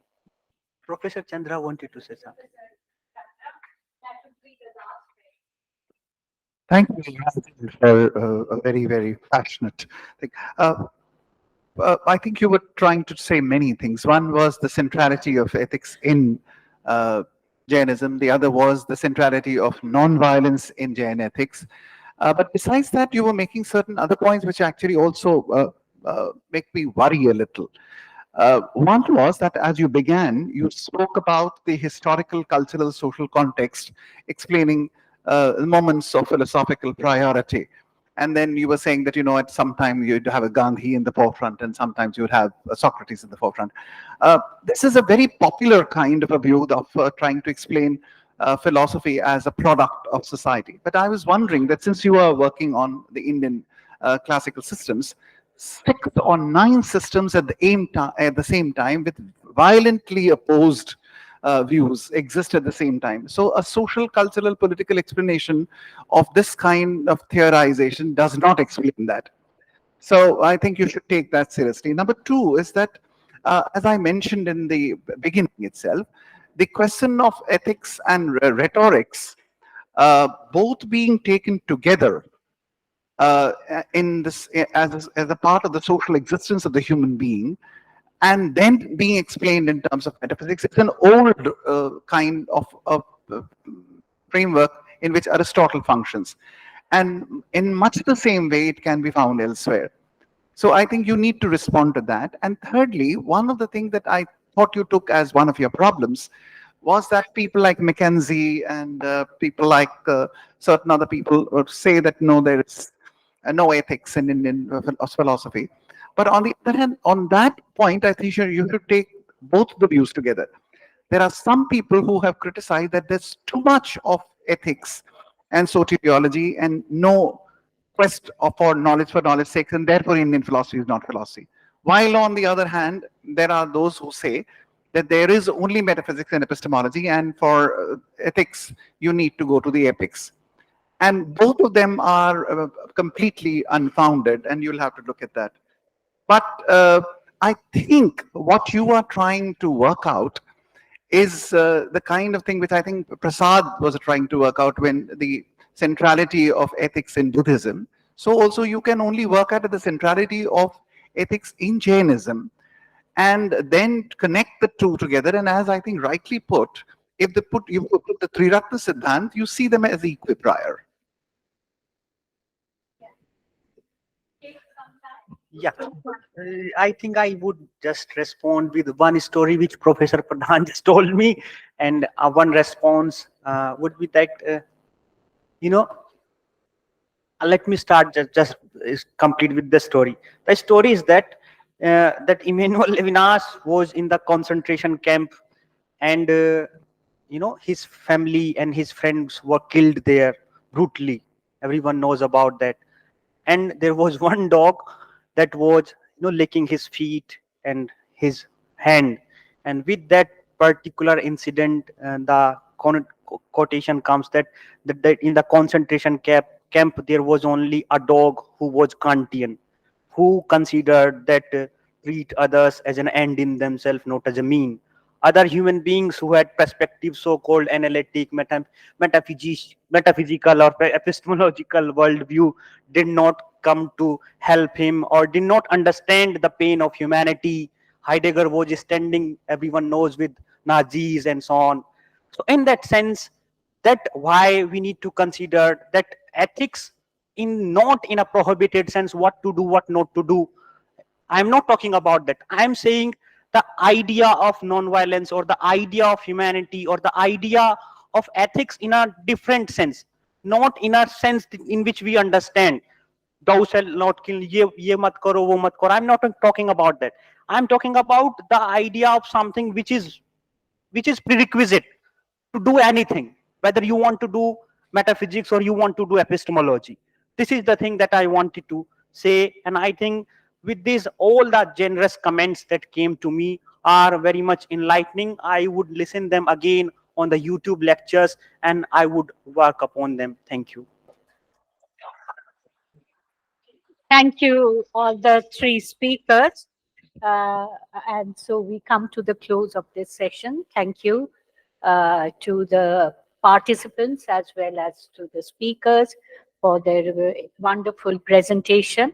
Thank you all.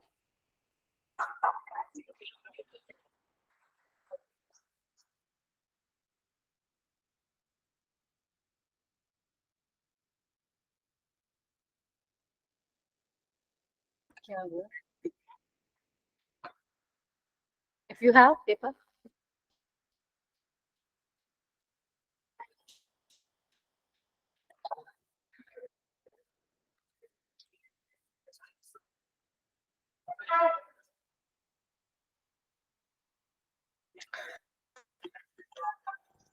Now we are going to start second session.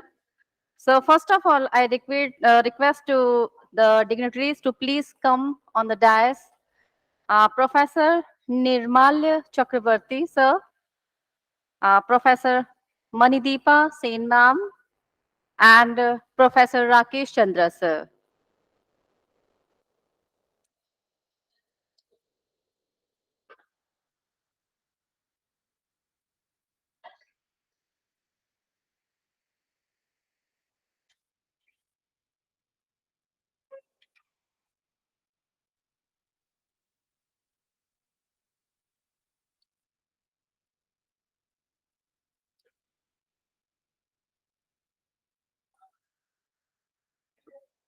We know that this session is being presided by Professor Nirmalya Chakrabarti, sir. So I request the chair to please conduct the program, the session, please.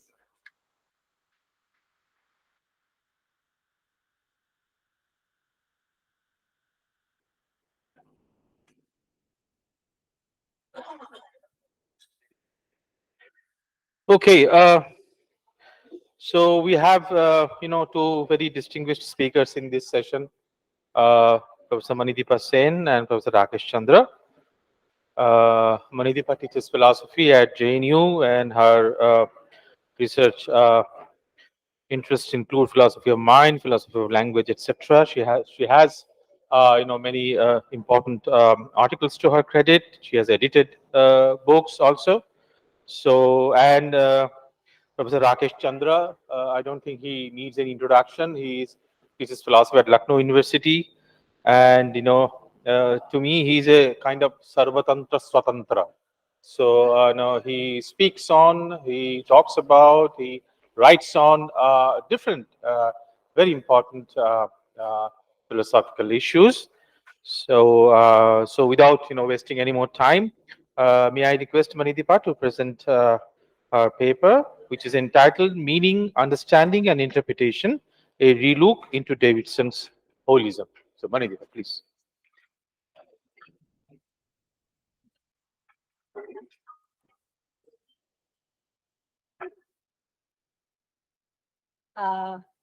Thank you, Rahul, for organizing this 3-day event of very interesting papers and meeting up with many people whom I have not seen for a very long time. So it's both an academic, intellectual meeting as well as personal meeting with many of my acquaintances. So thank you so much. Uh, so my paper is titled Meaning, Understanding and Interpretation, a relook into Davidson's holism. I'll read out the paper. Uh, um, I thought that I'll take up Davidson because the question of meaning takes a very interesting turn in Davidson's philosophy of language, which I wanted to highlight. There are many people who know Davidson much more than I do, but I thought it is important to highlight this particular, feature, which remains rather undiscussed in philosophy of language in the analytic tradition. So let me start. Questions concerning the nature of meaning have been at the forefront of discussion in the 20th century analytic philosophy. For a large part of philosophers of language belonging to the analytic tradition, meaning is construed as some kind of a relation between language and the world. However, this idea of meaning being a dyadic relation between language and the world undergoes a significant transformation in the hands of Donald Davidson, inspired by some of the ideas nascent in his teacher, W.V.O. Quine. Meaning in language cannot be understood without asking the question, what is it that we know when we know meaning? Which in turn needs to be paraphrased according to Davidson as what is it that we know when we claim to understand the meaning of a linguistic expression.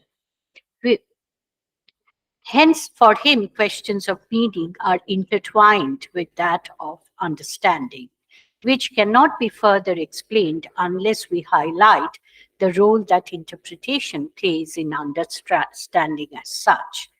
The main aim of this paper, therefore, is to unravel this complex relation that Davidson tries to establish between meaning, understanding, and interpretation throughout his writings in philosophy of language.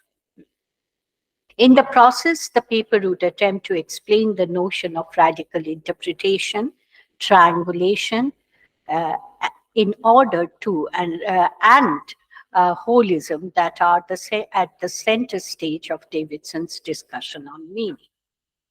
Davidson begins his essay called The Second Person with the quote from Wittgenstein's philosophical investigation. Meaning something is like going up to someone. He follows this up by asking the question, how many competent speakers of a language must there be if anyone can be said to speak or understand language? Without being pedantic about what he actually means by many, here one can go by the spirit of the two quotations and say that for Wittgenstein as well as for Davidson, an account of meaning has to take into consideration the social character of language. This is certainly a contrast from what the early philosophers of language took meaning to be. Meaning for them, as I just mentioned, was a relation between a linguistic expression and the world that it corresponds to. A shift towards a more holistic account of meaning is being highlighted in the passage, quoted lines. There are two important interrelated uh, points about linguistic meaning that these two quotations are trying to bring out. One, there has to be more than one user of language in order for meaning to be at all possible. And two, grasping meaning involves a dynamic coming together of the speaker and the hearer such that meaning emerges through such an interplay. Hence, the role of interpretation in accounting for meaning, since it is impossible for this coming together to take place unless the hearer interprets the speaker, and the speaker, in turn, makes herself interpretable to the hearer. It is through this interpretive act that meaning is at all possible. The main aim of the paper is to bring out the complex web of ideas that Davidson weaves together in order to make sense of interpretation as a meaning generating activity. An adequate account or theory of meaning, according to Davidson, has to satisfy certain conditions in order for us to consider it as a correct account of understanding. Hence, he lays down three conditions that are essential for an adequate theory of meaning. These are well known: truth condition, compositionality, and interpretive condition. Our main focus will be on the third condition.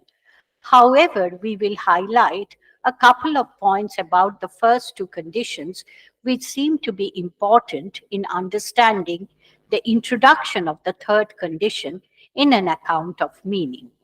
The first two conditions appears to be narrowly semantical in nature, that is merely concerning the structure of language and the logic governing the language world relationship. However, in Davidson, even these two conditions undergo some major modifications. Take, for example, the truth condition.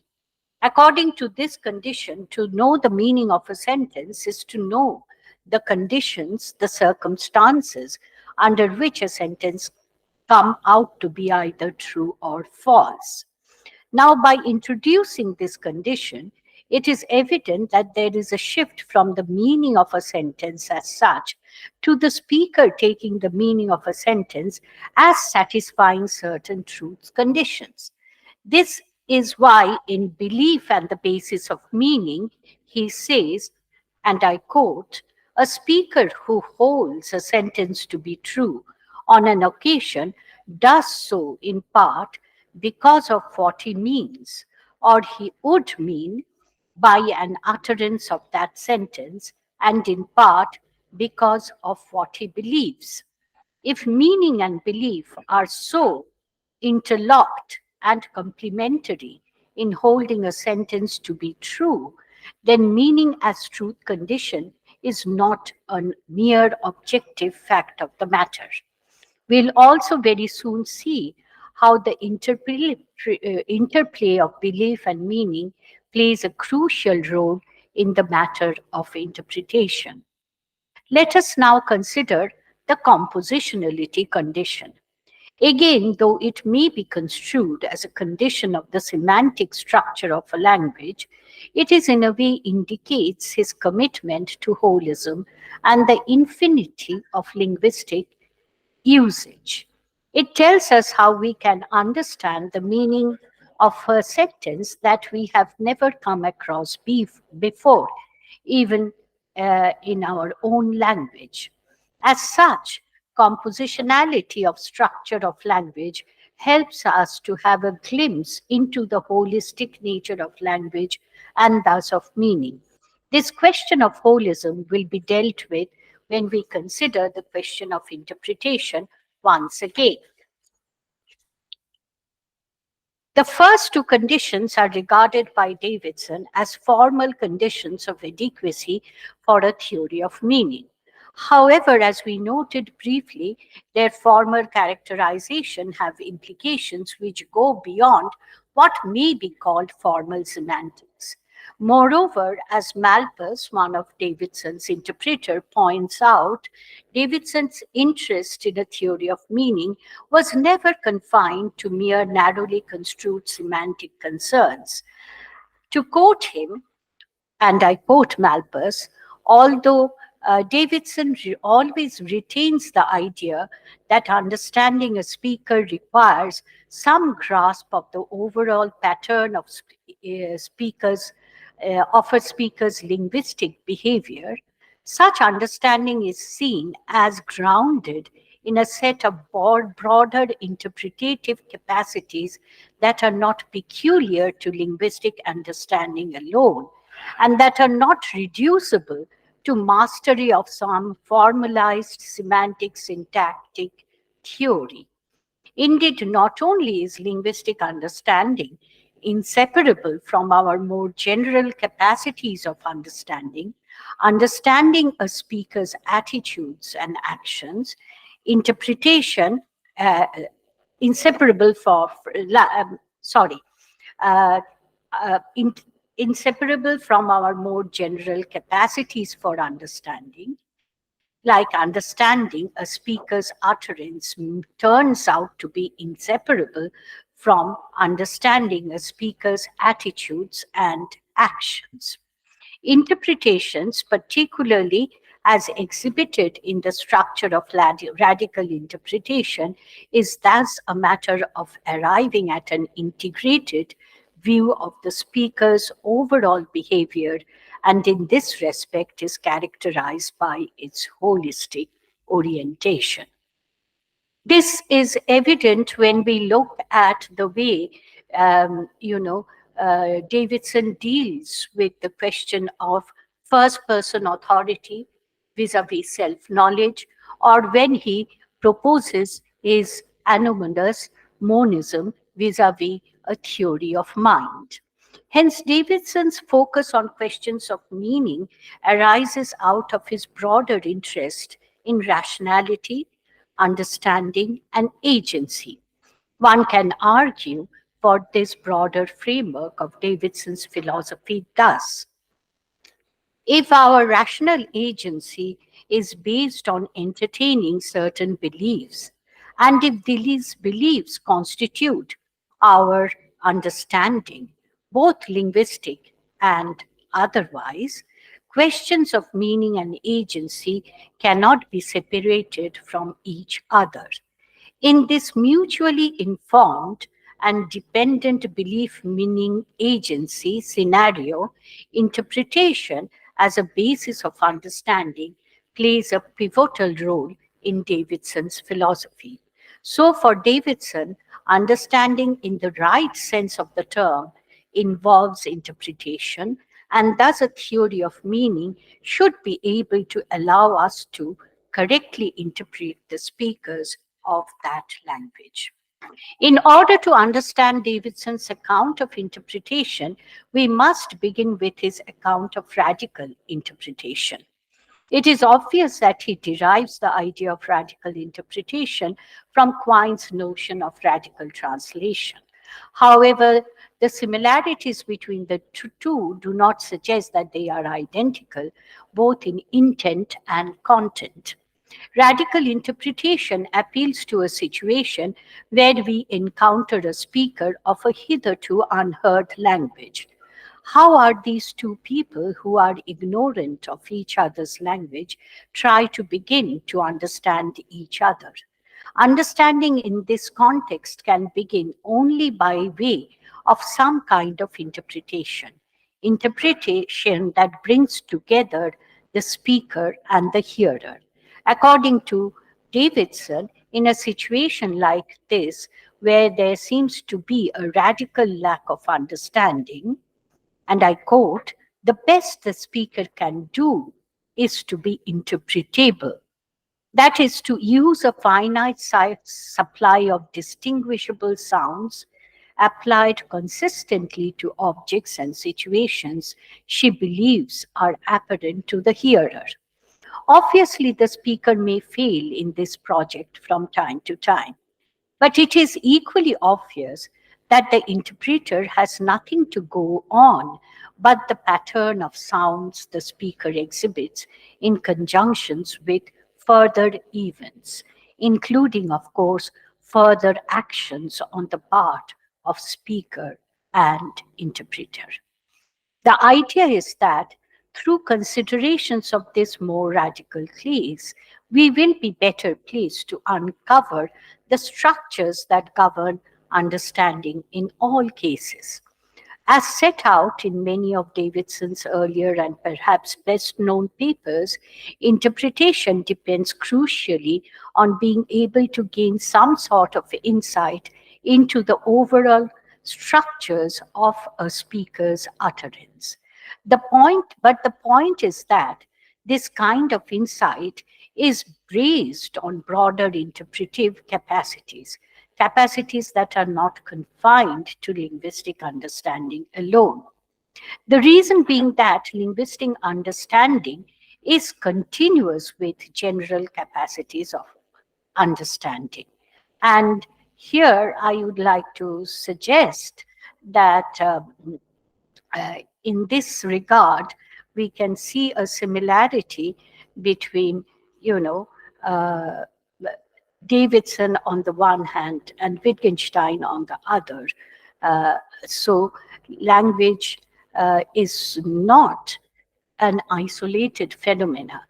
Linguistic usage is not an isolated phenomena. It is meaning consists in use actually means that our meaning is generated not by just semantic structures, but by the overall actions and reactions that are generated through, in and through the use of language. One of the important features that is integral to linguistic understanding is predicated upon or goes hand in hand with identifications of the beliefs the speaker holds in a situation. So, this is where the question of mind comes in, and mental states come in a very significant way. Also, it is important to know that speaker's utterance, which is up for interpretation, is located in an environment about which the speaker holds certain beliefs, since utterances are based on beliefs that the speaker entertains about the environment. Hence, an overall picture of belief, meaning, and the location of the speaker in a context set the stage for interpretation to be at all possible. But this is not enough. In order for the speaker and the interpreter to come closer to each other, the interpreter has to take the speaker to hold beliefs that that is the interpreter, would hold in similar circumstances, which implies that she has to have a first person access to her own beliefs and desires. That is why, in Three Varieties of Knowledge, Davidson says that knowledge of the self, knowledge of the other, and the knowledge of the world are interdependent. And it is this interdependence which makes interpretation possible even in the radical case. Hence, the first person perspective is presumed as the basis of any interpretative enterprise.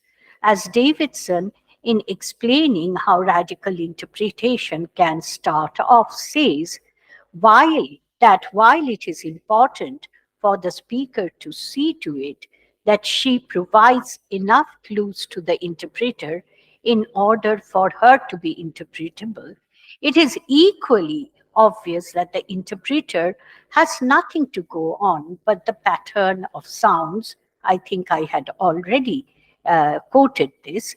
Uh, uh, the speaker exhibits in conjunction with further events like, of course, further actions, beliefs, etc. In Three Varieties of Knowledge, he echoes the same point when he says, we are not in a position to attribute thoughts to others unless we know what we think, since attributing thoughts to others is a matter of matching the verbal and other behavior of others to our own propositions and meaningful sentences. Knowledge of our own minds, knowledge of the mind of others are thus mutually dependent. There is another important connected aspect of interpretation that Davidson brings out in his essay entitled The Second Person. In order for interpretation to take off in the very first place, meaning has to be socially constituted. Following upon Wittgenstein's argument against private language, which is an argument that tries to establish that there cannot be a language which only one person can speak, Davidson says that there cannot be a language that only one person can understand. The reason that Wittgenstein gives against the possibility of private language is that a private language precludes the possibility of the distinction between what seems right and what is right, and thus precludes the possibility of making a mistake in our use of language. Likewise, Davidson thinks we cannot have a language that can be understood by one person alone because, and I quote Davidson, without an interpreter, no substance can be given to the claim that speaker has gone wrong, that he has failed to go on in the same way as the interpreter. Without there being an interpreter, the questions of being correct in meaning and understanding are therefore vacuous.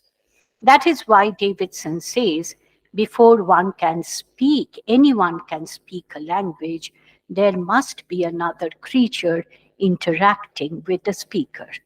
The above discussion shows that shared network of belief and meaning, along with public nature of language, are what, according to Davidson, make interpretation possible. One of the basic problems of radical interpretation has to address one of the basic problems that radical interpretation has to address is the circularity problem, the circularity of belief and meaning. Since radical interpretation is a matter of interpreting the linguistic behavior of a speaker from scratch, it cannot rely on any prior knowledge either of the speaker's belief or the meaning of the speaker's utterance. As Davidson points out in his famous essay, A Coherence Theory of Truth and Knowledge, the interpreter's problem is that what he is assuming, interpreter's problem is that what he is assuming to know is the product of two things that he is assumed not to know, meaning and belief. If he knew the meaning, he would know the beliefs. And if he knew the beliefs, he would, as a certain beliefs, if he knew the beliefs,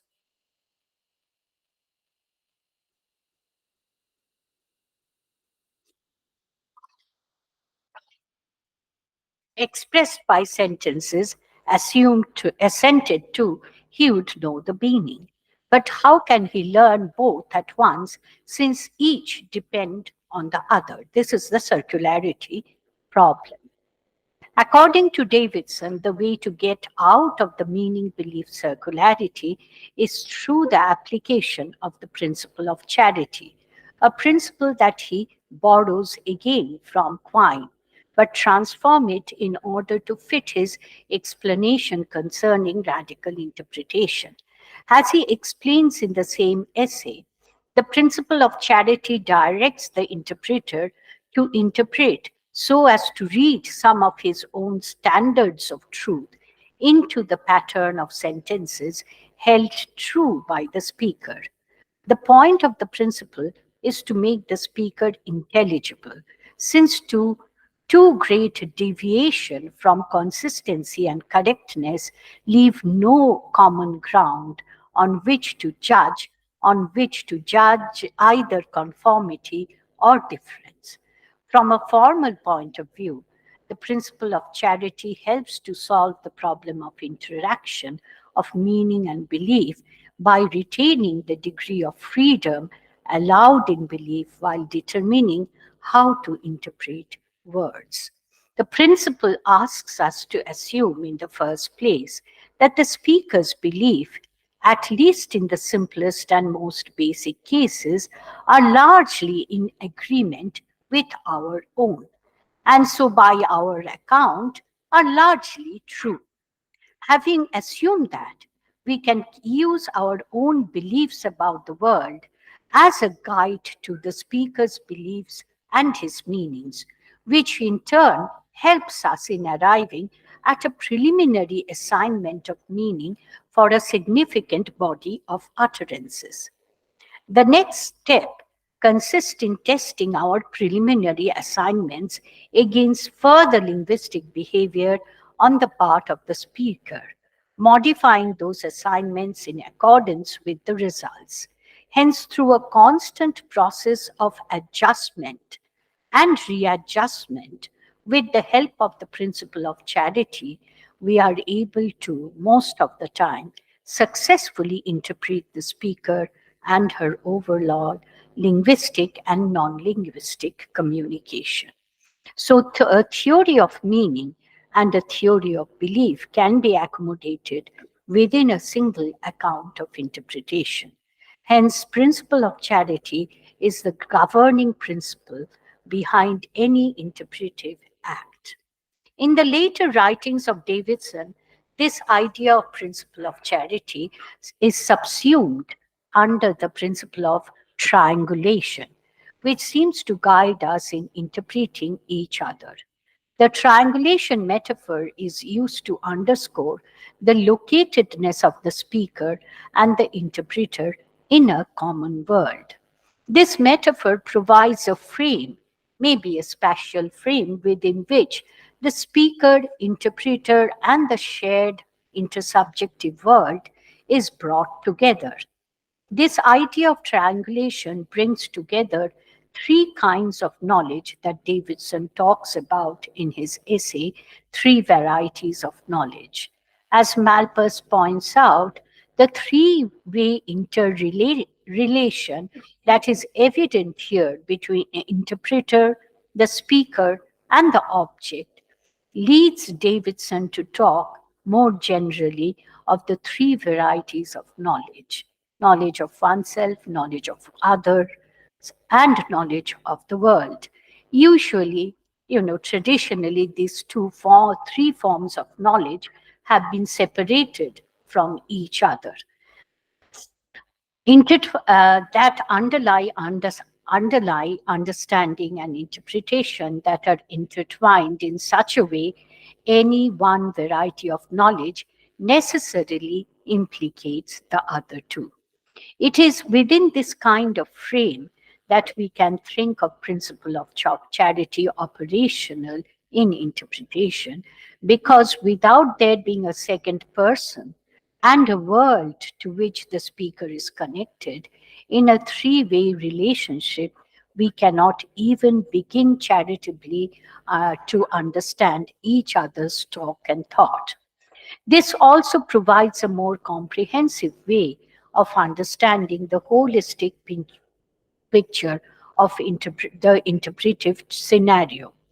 Belief, thought, meaning, language, and the world are so connected that there is no possibility of understanding the one without the bringing in an understanding of the other two nodes of the triangle. On the one hand, we have a complex network of relation operating among the speaker and interpreter and the shared environment. On the other hand, we have an equally complex relationship operating between belief, meanings that the speaker and the interpreter entertains about the world they inhabit. In this complex network of relationship, a holistic picture of the mind, language, and the world emerges in the Davidsonian interpretive enterprise. Thank you.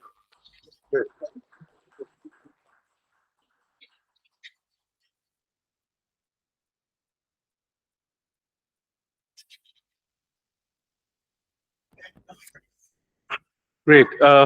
Thank you very much, Manidipa, for the brilliant, lucid summary of some of the basic ideas of Davidson.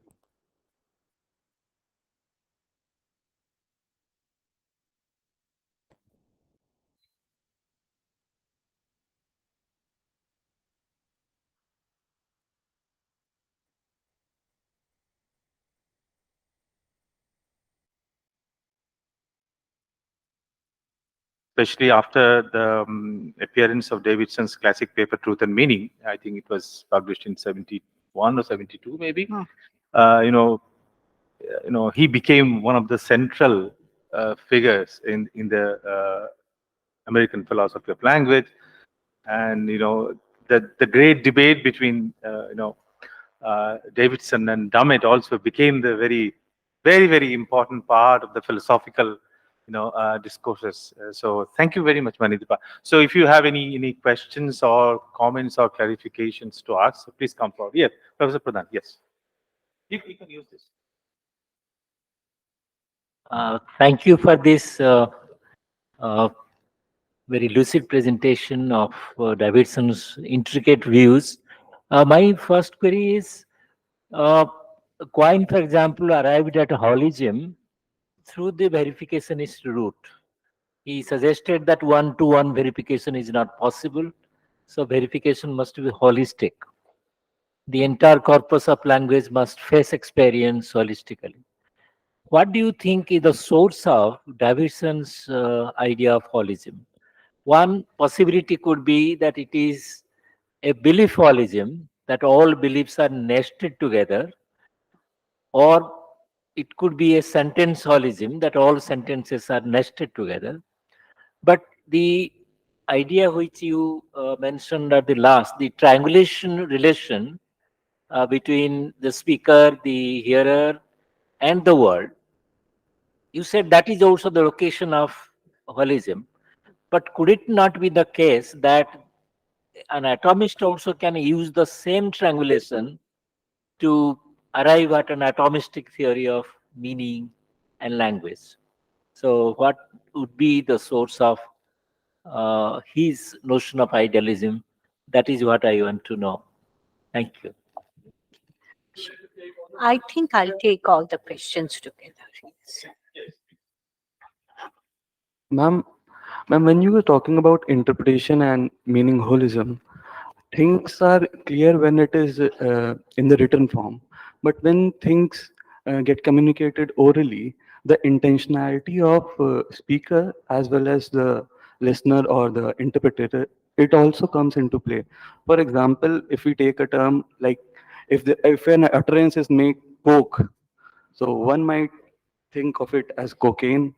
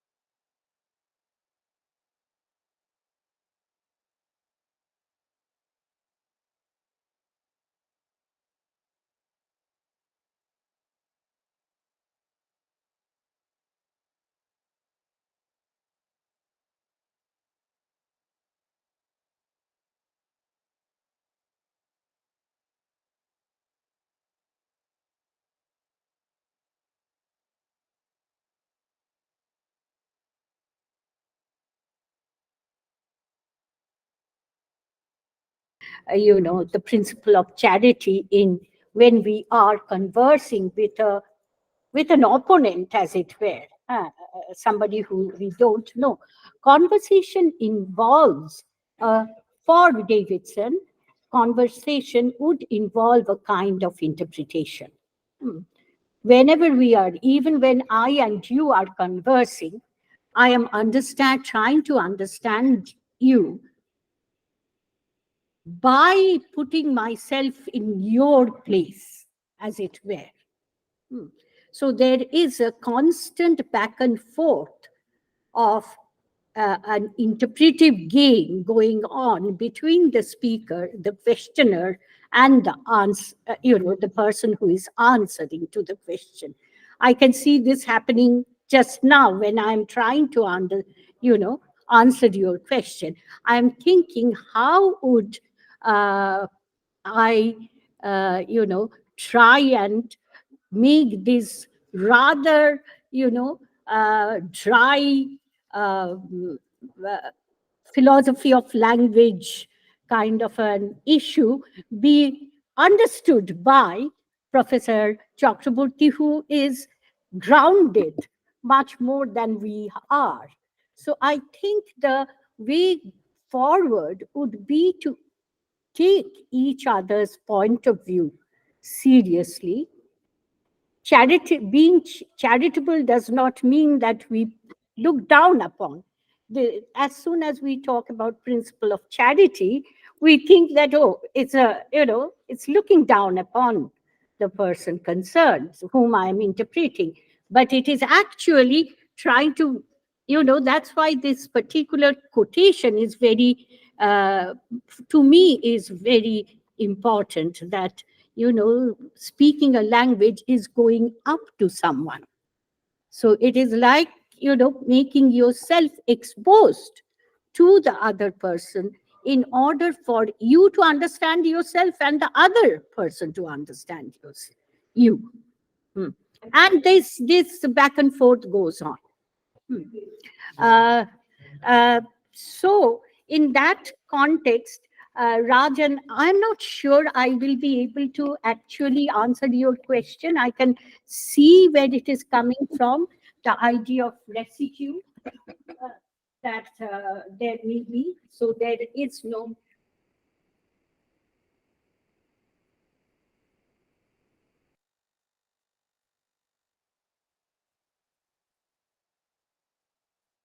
I have a feeling that Davidson would not be hostile to that idea.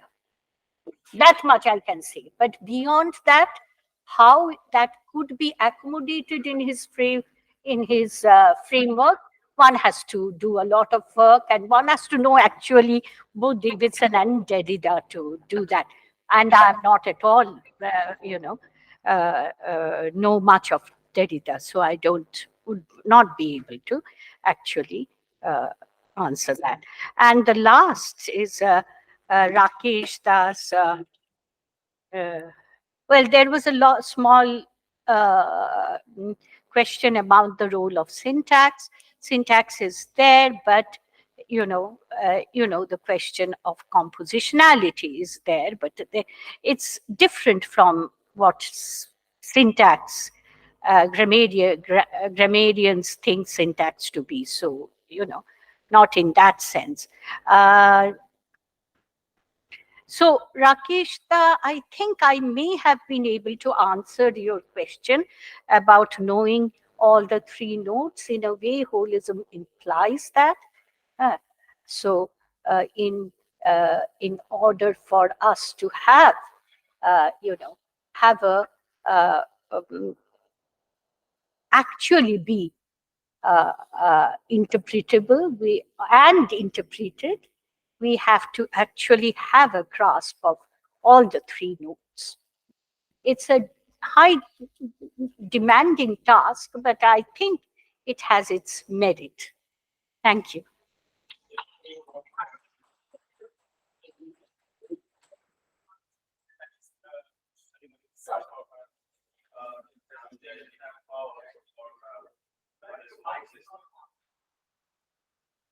To some of the queries and comments. So let's move on to our next speaker, Professor Rakesh Chandra. Uh, his presentation is entitled The Strange Case of Natural Kind Reference, Some Reflections. Rakesh, sir, please. Thank you very much. The context of my paper is very well uh, brought in by the kind of discussions that have preceded. I once again thank Rahul and everybody here for giving me an opportunity to, and as Professor Sen was saying, it has been a really good opportunity to meet some of our very close friends once again and be educated. My paper, as Professor Chakravarti said, is called The Strange Case of Natural Kind Terms. And again, it is perhaps very much the kind of discussion which went on more fashionably 2 decades back. But again, I think for the new generation, it would be perhaps useful. A very large section of the debate in the 20th century on the concerns of meaning has revolved around the discussions on Russell and Frege on sense and reference, which also happened to be one translation of Frege's classical essay. There are also many scholars who favor Frege and his many senses of sense and criticized Russellian criticism of Fregean distinction, particularly with reference to the line where it seemed that Russell was advocating only a denotative theory of meaning. The debate has been further enriched by Kripke's notion of rigid designation, which, though earlier seen as a version of the non-connotative theory of proper names, seemed to enlarge its scope to include both general names as well as natural kind terms. The issue of natural kind terms functioning like proper names in the theories of Saul Kripke, Hilary Putnam, and their followers is of special interest to those who have considered the natural kind terms for too long on the model of what Russell called disguised descriptions. For Kripke, a natural kind term, or a species name as he calls it, is also a rigid designator. In their case too, he says, their reference is determined by a causal historical chain. As against Mill, Frege, and Russell, he holds that general names like a cow, a tiger, do not express properties. Certainly, cow and tiger are not short for the conjunction of properties a dictionary would like to define them as Mill thought. Kripke warns, in case of species terms, as in that of proper names, one should bear in mind the contrast between the a priori properties carried with the term, the way its reference was fixed, and the properties it carries. For species, as for proper names, the way the reference of a term is fixed should not be regarded as the synonym of the term. In case of the proper name, the reference can be fixed in various ways. In an initial baptism, it is typically fixed by an ostentation or a description, or perhaps both. The same observation holds for general terms such as gold.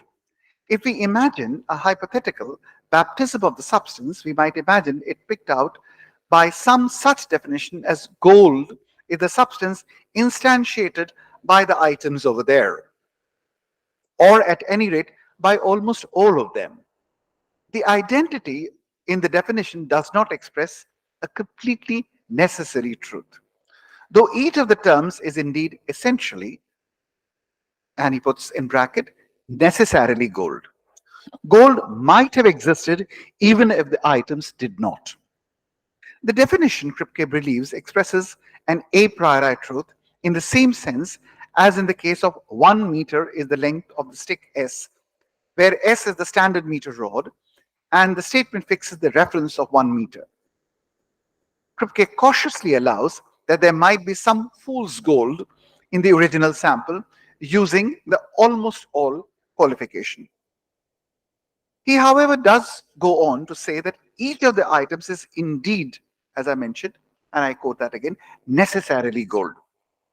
Just as proper names denote particulars independently of belief speakers have to of qualities of those particulars, so also common nouns denote kinds of particulars independently of the belief speakers have of the properties of those kinds. He says, we use gold as a term for a certain kind of thing. Others have discovered this kind of thing, and we have heard of it.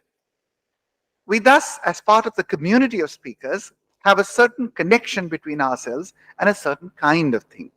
The kind of thing is thought to have certain identifying marks.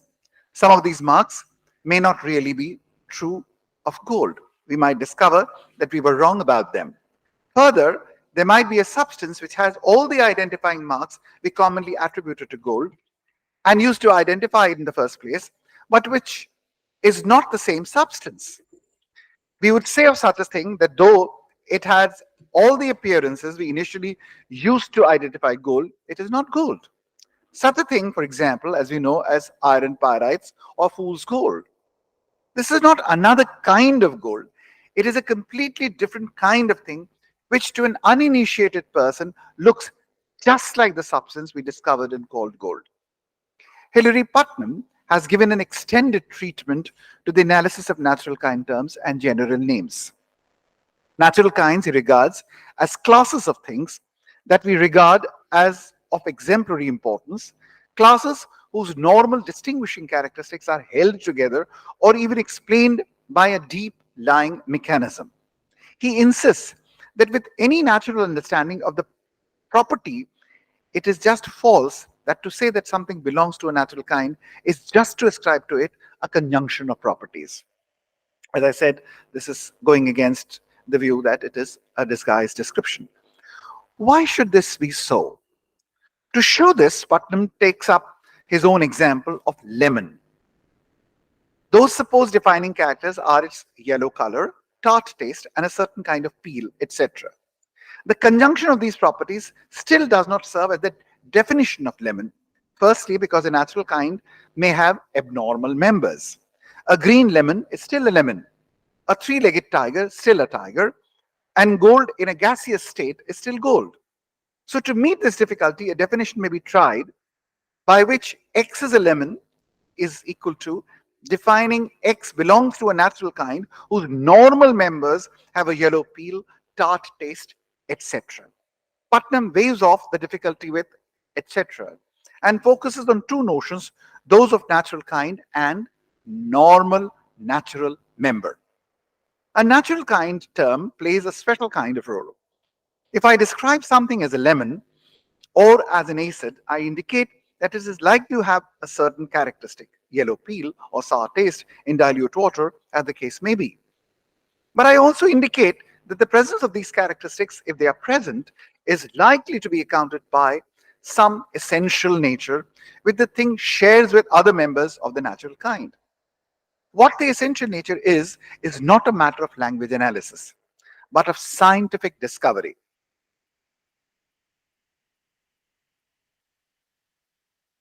And it is by the scientific theory construction. Today, we would say it is the chromosomal structure in the case of lemons and being a proton donor in the case of acids. But it is tempting to say that a natural kind term is simply a term that plays a certain kind of role in the scientific or pre-scientific theory. The role roughly to pointing out to common essential features or mechanisms beyond and below the obvious distinguishing characteristic. But this is vague and likely to remain so. He further observes, even if we would define natural kind such as a natural kind is a class which is the extension of the term P, with such and such methodological role in some well-confirmed theory, the definition would obviously embody a theory of the world, at least in part. It is not analytic that natural kinds are classes which play certain kinds of roles in theories, which really distinguishes the classes we count as natural kinds, is itself a matter of a very high level and very abstract scientific investigation and not just meaning analysis. Unquote. Putnam observes that there are no analytic truths of the form every lemon has P. To say that something is a lemon is on the above definition to say that it belongs to a natural kind whose normal members have certain properties, but not to say that it is necessarily has those properties in itself. It is interesting to notice that both Saul Kripke and Hilary Putnam seem to allow that natural kind term C may be said to be descriptional in terms of the alleged property denoted by being a C, though Putnam alleges that this is not our natural understanding of the term property. And Kripke insists that general names do not express properties unless being a cow trivially can be taken as a property. Monte Cook, in his discussion on Kripke's cats, however, argues that being a cat is an essential property of cats. Nothing that is in any possible world a cat can exist without being a cat. Connecting the issue of this essential property with existence and that of rigid designation, Cook continues that if nothing that is in any possible world a cat can exist without being a cat, then cat is a rigid designator. Cat designates all those objects that cannot exist without being cats. It designates those objects, whatever those objects, wherever those objects exist. And it is false that cats might not have been cats because no cat can exist without being a cat.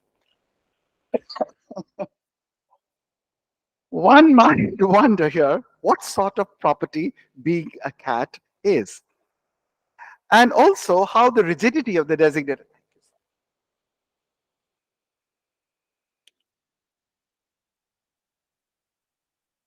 Thank you.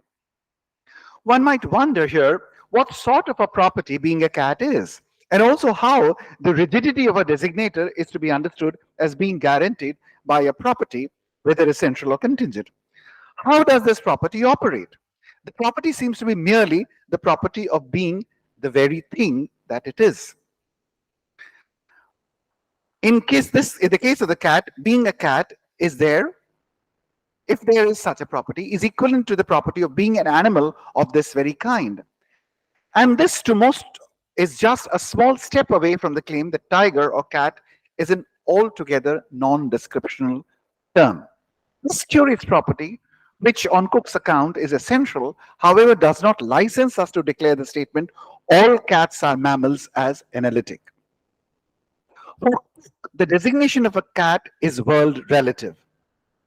And that I think should interest a lot of people because this kind of world relative notion of reality and actuality is much discussed in this debate.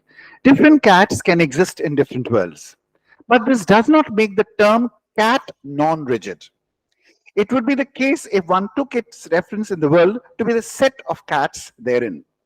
But once we see that cat does not designate such sets, but rather designates each and every cat wherever it exists, we can see that such world relativity is compatible with the rigidity of the term cat. In crucial respects, the designation of cat is no different from the term Nixon. The designation of Nixon is world relative in that Nixon exists in some worlds and in some worlds he does not. But the term Nixon rigidly designates Nixon wherever he exists. To see the similarity better, Cook supposes that 1, 2, 3, etc. are proper names of actual and possible cats, and quickly mentions that Kripke might not approve of this naming of possible objects. But since being a cat is an essential property, just as Nixon designates, Nixon, wherever he exists, cat designates 1, 2, 3, etc., wherever they exist. Of course, there exists a difference between the two because Nixon designates only one object and the cat designates many.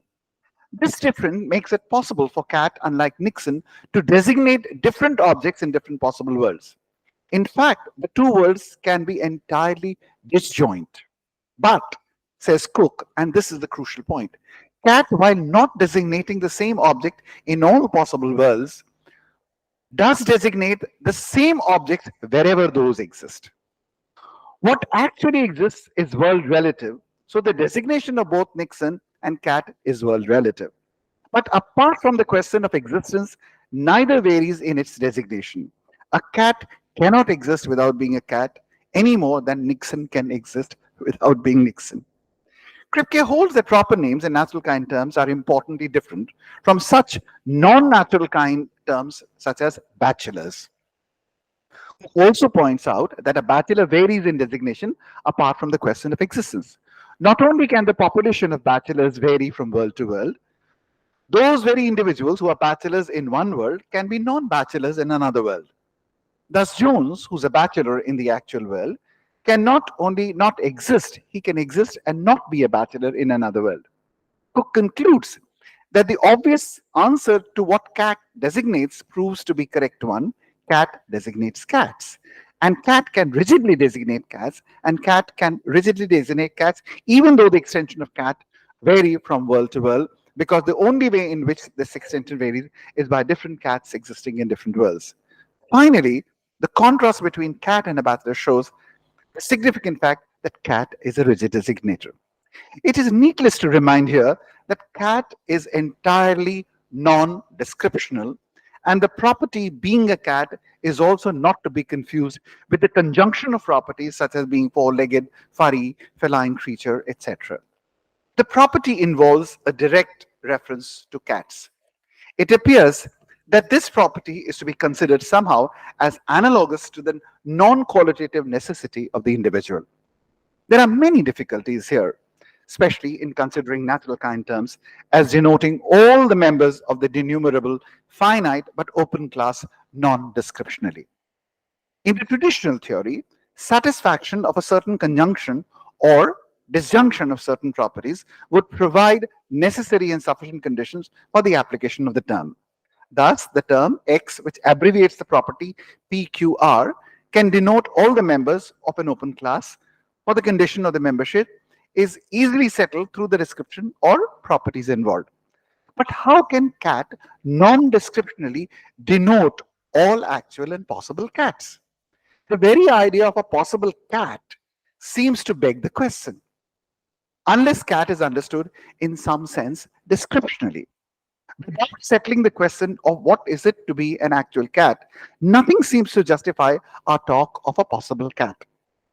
And it seems obvious that what is shared by an actual and a possible cat ought to be some common description or property. Both Kripke and Putnam can be understood as accepting the thesis that an actual and a possible cat share the relationship of what he calls being conspecific. This conspecificity relation is the relation between two individuals of the same species in virtue of being members of the same natural kind. On this account, C, when taken as a natural kind term, designates all conspecific entities which belong to the natural kind. The crucial question seems to be, in what does belonging to the same natural kind consist? And Putnam's in his famous essay, 1975, Mind, Language, and Reality, provides an answer. If there is a hidden structure, then generally it determines what it is to be a member of the natural kind, not only in the actual world, but also in the possible world. Put another way, it determines what we can and cannot counterfactually suppose about the natural kind. Water could have been vapor. Yes, water could have been XYZ. No, but the local water or whatever may have two or more hidden structure, or so many the hidden structure become irrelevant and superficial characteristics become the decisive ones. The description theorists regarding natural kind terms might pardonably be baffled by this kind of an answer coming from Putnam. If membership to the natural kind is determined by hidden and sometimes superficial properties, what on earth does it mean to say that natural kind term is a non-connotative appellation, a rigid designator? We remember that both Kripke and Putnam have repeatedly insisted that once we have discovered that water is H2O, nothing can count in a possible world as water which is not H2O. It is not logically possible that water is not H2O. Similarly is the case with gold having the atomic number 79, tiger belonging to the Sweden feline tigress, so on and so forth. All these statements are necessary and their denial is logically impossible. The possession of these characteristics is essential for membership of these species, and the description theories might argue that this is all that they needed for their theory. There is a strong argument in the writings of both Saul Kripke as well as Putnam to suggest that their theories regarding the treatment of natural kind terms as non-descriptive rigid designators have been prompted by some of their deeper views about epistemic and logical modalities, as well as what they call metaphysical modalities. As we noticed in the quotations in the beginning of our musings, no statement concerning natural kind term is analytic. Kripke's characterization of analytic is that An analytic statement, in some sense, is true by virtue of its meaning, and true on possible worlds by virtue of its meaning. Then something which is analytically true will be both necessary and a priori. And here it is very interesting that, as against Kant and the received interpretation of a lot of analytical philosophers, Kripke had said that metaphysical necessities, analytical syntactical formulations, epistemic considerations of a priori uh, are different, and in order to connect all the three, you need to have a justification. They cannot just be taken as logically equivalent. And I think he's absolutely right, especially on certain issues, that when about the characterization of a priori, Kant says that a priori is a statement which can be known a priori. He says, he doesn't say it must be known a priori. And therefore, he takes that license and in order to build up his theory, which I think is not right, but nonetheless very famously accepted. Something is a tiger if and only if it has four-legged, meat-eating, cat-like animal with tawny yellow coat and black trousers. It must express an analytic proposition for the description theories. There can be no world in which tigers, properly so-called, lack these features. This is to say that sentence is expressing a necessary truth. To say that it expresses the truth knowable a priori is to say that by mere reflection on the concept involved, without relying on information gathered by means of sensory experience, one can know that nothing having those features fails to be a tiger, and no tiger lacks those features. But it is argued that we can imagine a genuine possibility of there being discovered an exotic species of felines which looks exactly like tigers but are genetically different from the tigers. It is possible that there is a species of tiger lookalikes which have all the properties cited above, but they are not tigers. It is also argued that we can imagine that the things which we have been calling tigers do not have any properties cited. Putnam has stated that tigers may turn out to be cleverly disguised robos. Thus, the above statement is not analytic, and it expresses the proposition which is neither necessary nor provable a priori. This is the major thrust of the epistemological modal argument against the description thesis by Kripke and Putnam. It is clear that the description theorist is not committed to taking some specific properties as analytically tried to determine. She may argue that the properties used in the above example were merely associated identifying descriptions to the term, but are not properties which are uniquely determining the reference of the natural time. She may very well rule out that the property of having the genetic chromosomal structure S or some such hidden structural property is the property that fills the bill for the description theory of the term tiger or cat. She may well concede that sharing of the superficial properties does not or may not determine the natural kind, and therefore sharing of these superficial properties does not guarantee conspecificity. But this is because the statement of the type water is H2O, tigers are mammals, gold has atomic number 79 are necessary. Nothing counts in a possible world as water, gold, cat, or tiger unless it has these properties. The important difference between direct reference theories and the description theories is that the former, though they go at length to prove that certain properties are had essentially by certain kinds, categorically deny that these properties form the meaning of the term, or that it is through these properties that speakers refer to the kind. That water is H2 is not the meaning postulate, for if it were, it would be an a priori proposition, which clearly it is not. Water is water and water is H2O are clearly not the same proposition. But here it might be asked, why being H2O should be considered essential to water, and why the center water is H2 should be considered as expressing a necessary proposition. A more general question would be, what is to be the criteria for deciding what property is to be considered essential and what not? And it also might be in order to ask, what relation exists between essential properties and natural kinds, for it seems unlikely that all essential properties should determine natural kinds. We remember here that the age-old objection to Aristotle's distinction between essence and accident, that it is not an objective or intrinsic one between different types of attributes. Attributes are all the same basic type, and so the so-called distinction is only a projection of human interest or a reflection of peculiarities of vocabulary. Attributes are neither essential or accidental in themselves, but they can be classified thus on the basis of our subjective interest in them. Dewey writes, as for the present logical texts, still continue to talk about essential properties and accidents as something inherently different from one another. They are repeating distinctions that once had an ontological meaning and no longer have it. Anything is essential, which is indispensable in a given inquiry, and anything is accidental if it is superfluous. Lewis, in his famous Analysis of Knowledge and Valuation, also provides a very similar thesis. It is, of course, meaningless to speak of essences of a thing except relative to it being named in a particular term. And as for Locke 2, the relativity of essence to vocabulary is expressed: boundaries of species are as men and not as nature has made them. On these accounts, the world is not already sliced up into kinds whose essential properties we discover. Rather, we slice up the world according to our needs and purposes, and relative to the slicing, certain properties are said to be central to something and certain others merely accidental. It is clear that the essentiality of property to a thing, in a sense, is stipulative and not discovered. This latter part of the thesis is abhorrent to Putnam, Kripke, and a large number of their followers, for they clearly refuse to accept the theory that essential properties are the inventions of understanding. It often strikes us that these modern direct reference theorists, in their account of natural kinds, share the implicit faith in their having real essences with John Locke. Locke holds that we need general names for our present uses. We say not for a perfect discovery of all qualities, which would best show us the most material difference and agreements, but we ourselves divide them into certain obvious appearance into species. Now, nominal essences are made of use, and different uses and different intenters use with determine different essences.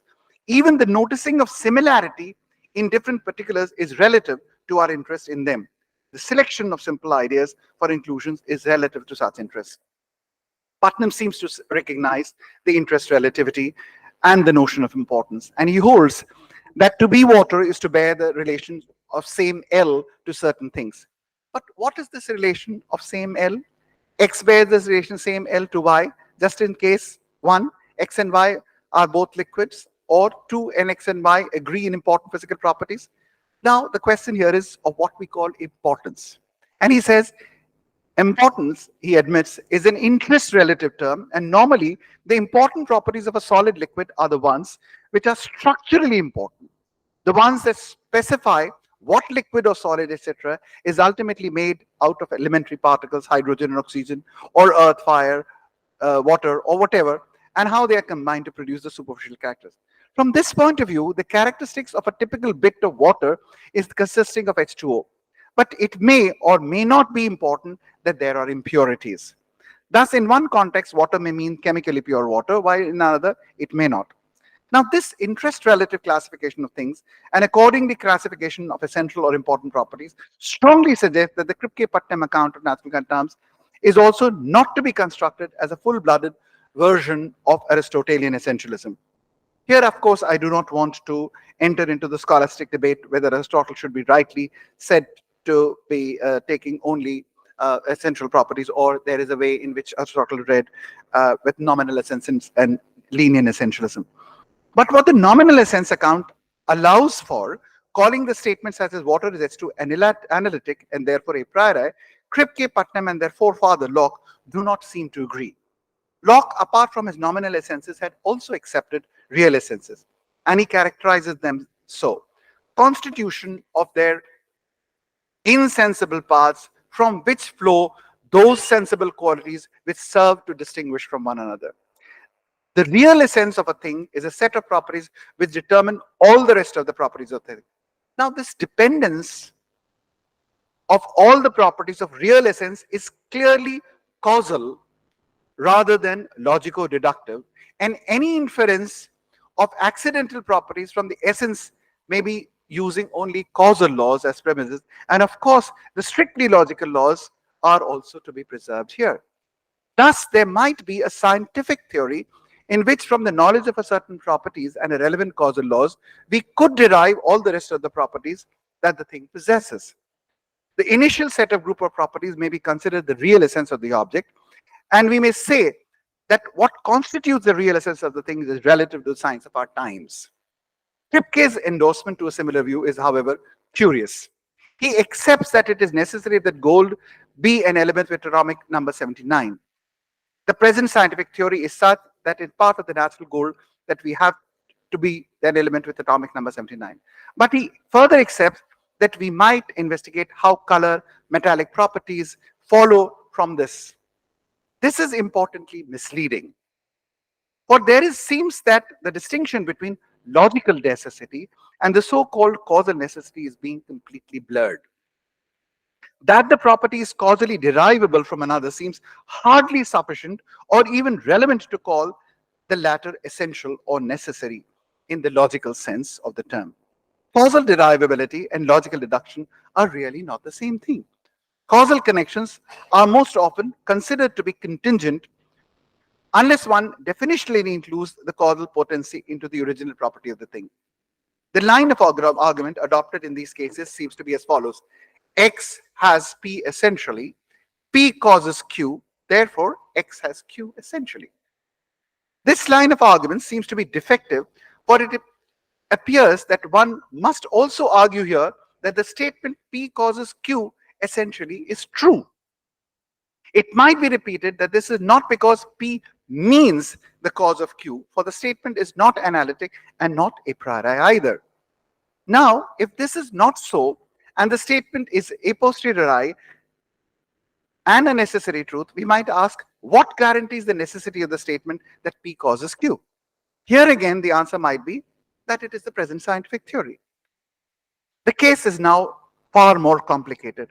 Why is the statement gold has atomic number 79 necessary? Because it is our current scientific theory and it takes it as a structural property of valency property being for the metal being fundamental. But what about the statement gold is yellow? Is it necessary? It is said, well, it might be. Can we admit this sort of conditional? If gold has atomic number 79, and atomic number determines causally the color of thing, and if gold is yellow, then gold is yellow expresses a necessary proposition. It may appear that even in this conditional, what can be attributed to the statement gold is yellow is not necessity of the logical type. But why? Perhaps the theory that atomic number determines color could be false. But this could not be the case from this connection. For this connection, 2 is necessary. We ask again, how is it necessary? Well, according to the scientific theory, the answer would be. And at this point, one may really wish to ponder why Putnam, Kripke, and all others are so mortally afraid of the analytic connection and the a priori propositions with regard to natural kind terms. They repeat almost ad nauseum that water is H2O, gold is are not a priori because they are discovered through scientific investigation. I have here a very small but an extremely old point to make, and a distinction which our teachers used to make, Professor Sen and the others, a distinction between the context of discovery and the context of justification, which is being completely ignored here. Kripke's naming and necessity, which is the source of most of these discussions, is fraught with the mistaken assumption that the question of a prioricity depends on the answer to the question, who knows a priori and how does he know? The discussion of contingent a priori is particularly heavily laden with this assumption. Kripke, however, is not alone in this belief. Alvin Plantinga, Jaco Hintika, in many other major contributions to the discussion also have the assumption. Another difficulty is of taking a prioricity as unrevisability and not distinguishing the two senses of revision. Putnam, in a certain response, had contended open-mindedness, even to the extent of being prepared to revise logical laws, is necessary in scientific enterprise. If this be right, then the laws of logic are not principles that a rational man is forbidden to revise. They are not clear and distinct ideas. They are not a priori truths. But revision here clearly means challenging the very belief in the principles of logic as inapplicable in certain contexts, as was mentioned, perhaps in quantum mechanics. This means that a statement may be revised by challenging the concept in it, and the other case may be where the statement is revised by negating it. For example, saying that this is red, where we formerly said this is not red. A prioricity was perhaps always conceived as unrevisability in the latter sense. A priori statement is one which cannot be negated or falsified, though it may well be overthrown as inapplicable or useless. And it is only this variety of a prioricity which has been connected with analyticity. All statements may be understood as revisable in the sense that one may have to bring a new concept. But this is another matter. Putnam, in his famous Reason and Realism, seemed to argue that such a distinction holds, but in the two revisions does not really make a difference, or the revision by negation is a weaker or a contextual sense of a priori. Now let us go back to our gold. Gold has the atomic number 79. This is necessary because according to the present scientific theory, now we can negate the statement by saying gold does not have the atomic number 79.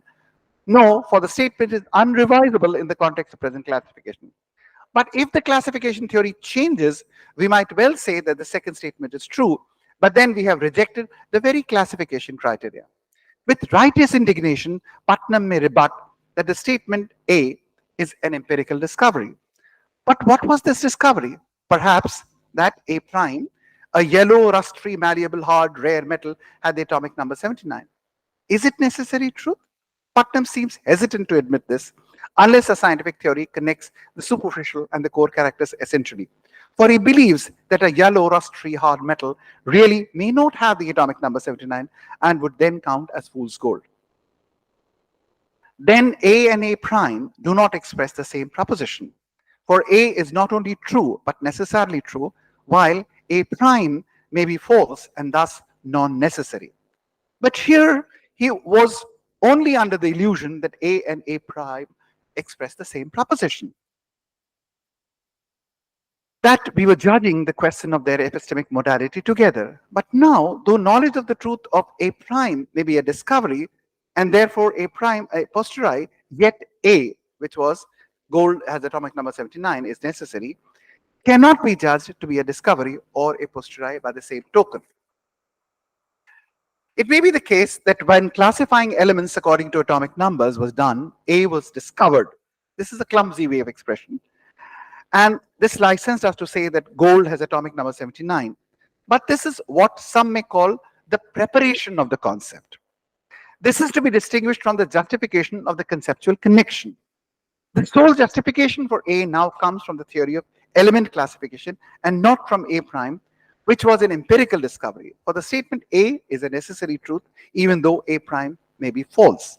It may be the case that all superficial characters are present, such as malleability, yellow color, hardness, rarity, and yet the atomic number is not 79. And further, no discovery shall count as falsifying the proposition expressed by A. And what I take to be the appropriate characterization of a prioricity, the proposition A is a priori, since for its justification, no experience needs to be summoned. If this is the case, then A is both necessary and a priori, and to my mind, just a personal dislike for the term analytic might deter, like that with Rajat, one from accepting that a priori necessary statement is analytic. The case is similar for all natural kind terms. Both the a priori character as well as the necessity of the statement regarding them are justified through their classification, and the nature of classification being relative to the interest specific to special sciences. Thank you.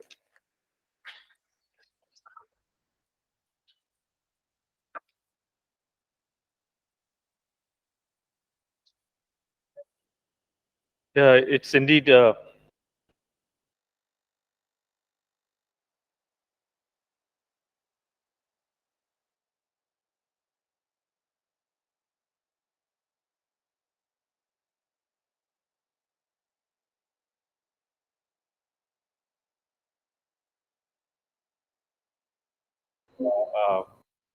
nitpicking, but these things did occupy a prominent place in the debates among analytic philosophers in 70s and 80s.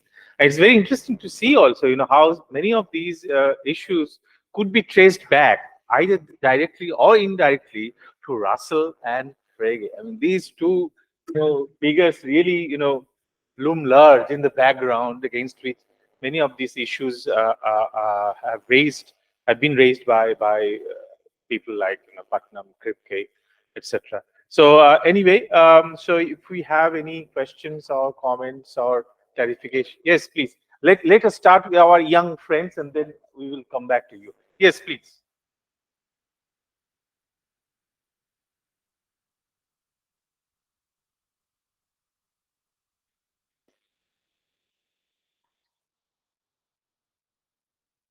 Hello, sir.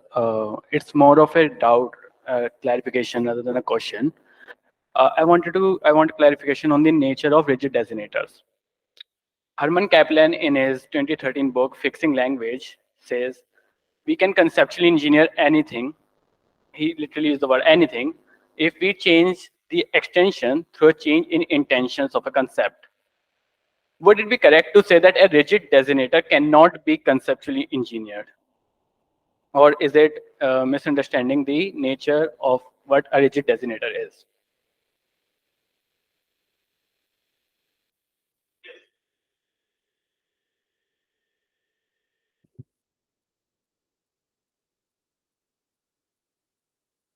Yeah, thank you for that rich talk. There were a lot of things happening.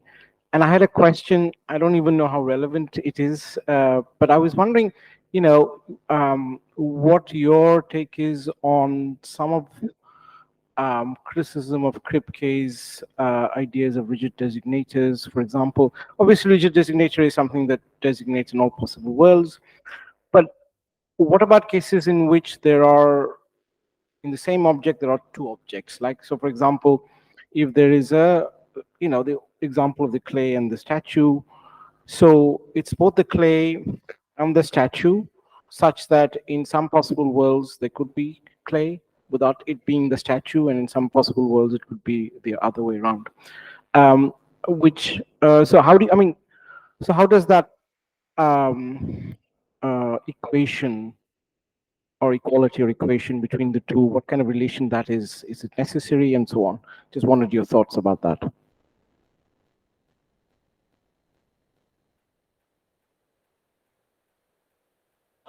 One question which strikes me is whether we can apply Frege's sense reference concept to the natural kind terms. And in that case, how do we account for reference? See, unless we, for example, give a causal theory of reference or socio-cultural theory of reference, as in Putnam's, we cannot account for its mean reference. And unless we also find out the essential structure of a natural kind term, we cannot account for its sense. Putnam, in his twin earth case, has shown that water, what it means in our on earth, is not the same as what it means in the twin earth. So the reference failure is there. So this is, I think, we have to be very clear how we account for sense and reference. And the last point is, I think you concluded by saying that we can say gold has the atomic number 79 is a priori and necessary. But this is what Kripke was really denying, that he said it is a posteriori necessary. So necessity we have to accept, but it is not analytic necessity because it is a natural kind terms. So somehow we have to bring in what the natural kind itself has in its essential properties. So I think these are two queries. Thank you very much. Professor Chandra, some of the latest works of Sol Kripke probably needs to be referred to. I mean, the whole debate is much better addressed by a recent article by Kripke, which is called The Question of Logic. It has come in mind, I think, last issue. And there he is arguing that these categories that he has earlier used, whether these categories can be applied in a quantum mechanical kind of situation. He's asking this question. And he's saying it's a question of logic that in counterfactual universes, we cannot use natural kinds as a categorical name or as a categorical kind. So you have to move beyond both natural kind and nominal kind of distinction and have to go into a certain kind of a logical connective, you know, which he defines not in linguistic terms, but in terms of physical laws for the first time. And I'm surprised to read this paper, which has just now come out.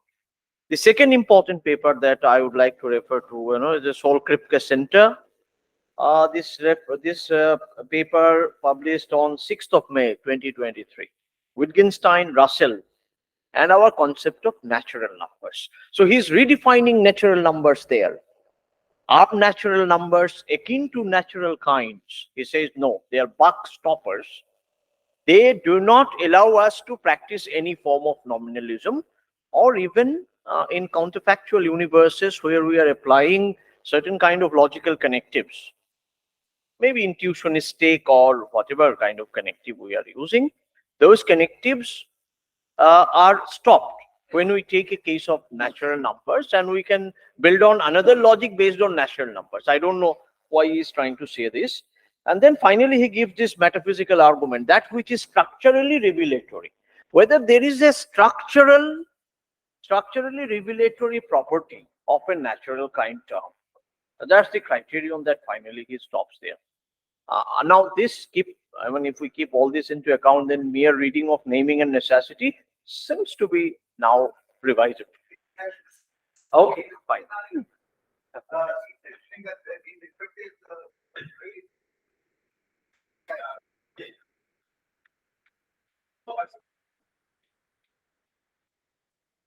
Sir, when you were talking about proper names or proper nouns, things are clear cut when these are meaningless, especially in the Western context. But when you come to the Indian context where the proper names or nouns have meaning which represent universals, for example, Akash, Badal, Megha, don't you think things get a bit confusing? And secondly, sir, when you were asking about the necessity behind the atomic number of gold, could it not be a rule-based conventional necessity the same way language or the semantic or syntactic structure of language follow the same kind of rules which are followed by the scientific community?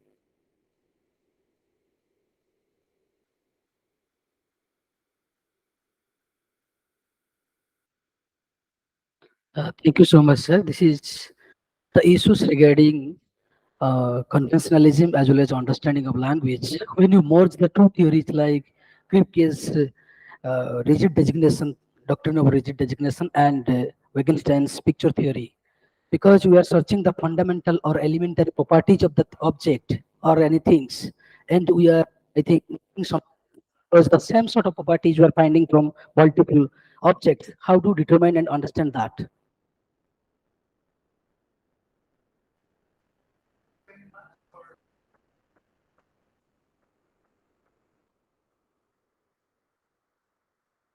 This is a fairly old kind of a discussion, and I think for when the idea of rigid designator is generally considered to be a rigid designator is a designator which picks out the same individual in all possible worlds, and it picks out the same individual in all possible worlds without a descriptor. That's the idea that they are saying.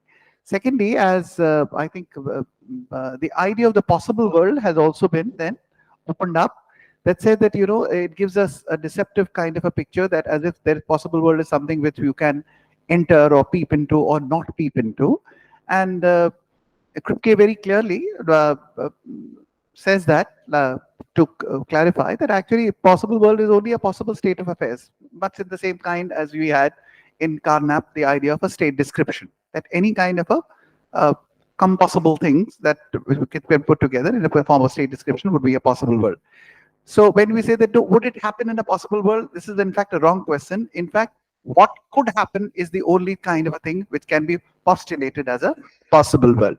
So it's not that you can go into a world and wonder that could it happen. In fact, whatever is the consistent picture would consist of a possible world. So rigid designators as against the non-rigid designators would be those that rigid designators pick up the same individual in all possible worlds, while the non-rigid ones may pick out different things. And generally, it would be understood that this would be a difference between a direct reference and indirect reference, and the indirect reference would be through the satisfaction of the descriptions which are contained in that. To the other question, Krishna Swami, I really think you have a very interesting question, but that is a trouble not only with the theory of rigid designation, but even with descriptions. If you have this kind of a difficulty that you have that, when I'm pointing to this pair of spectacles, when it is made up of three elements.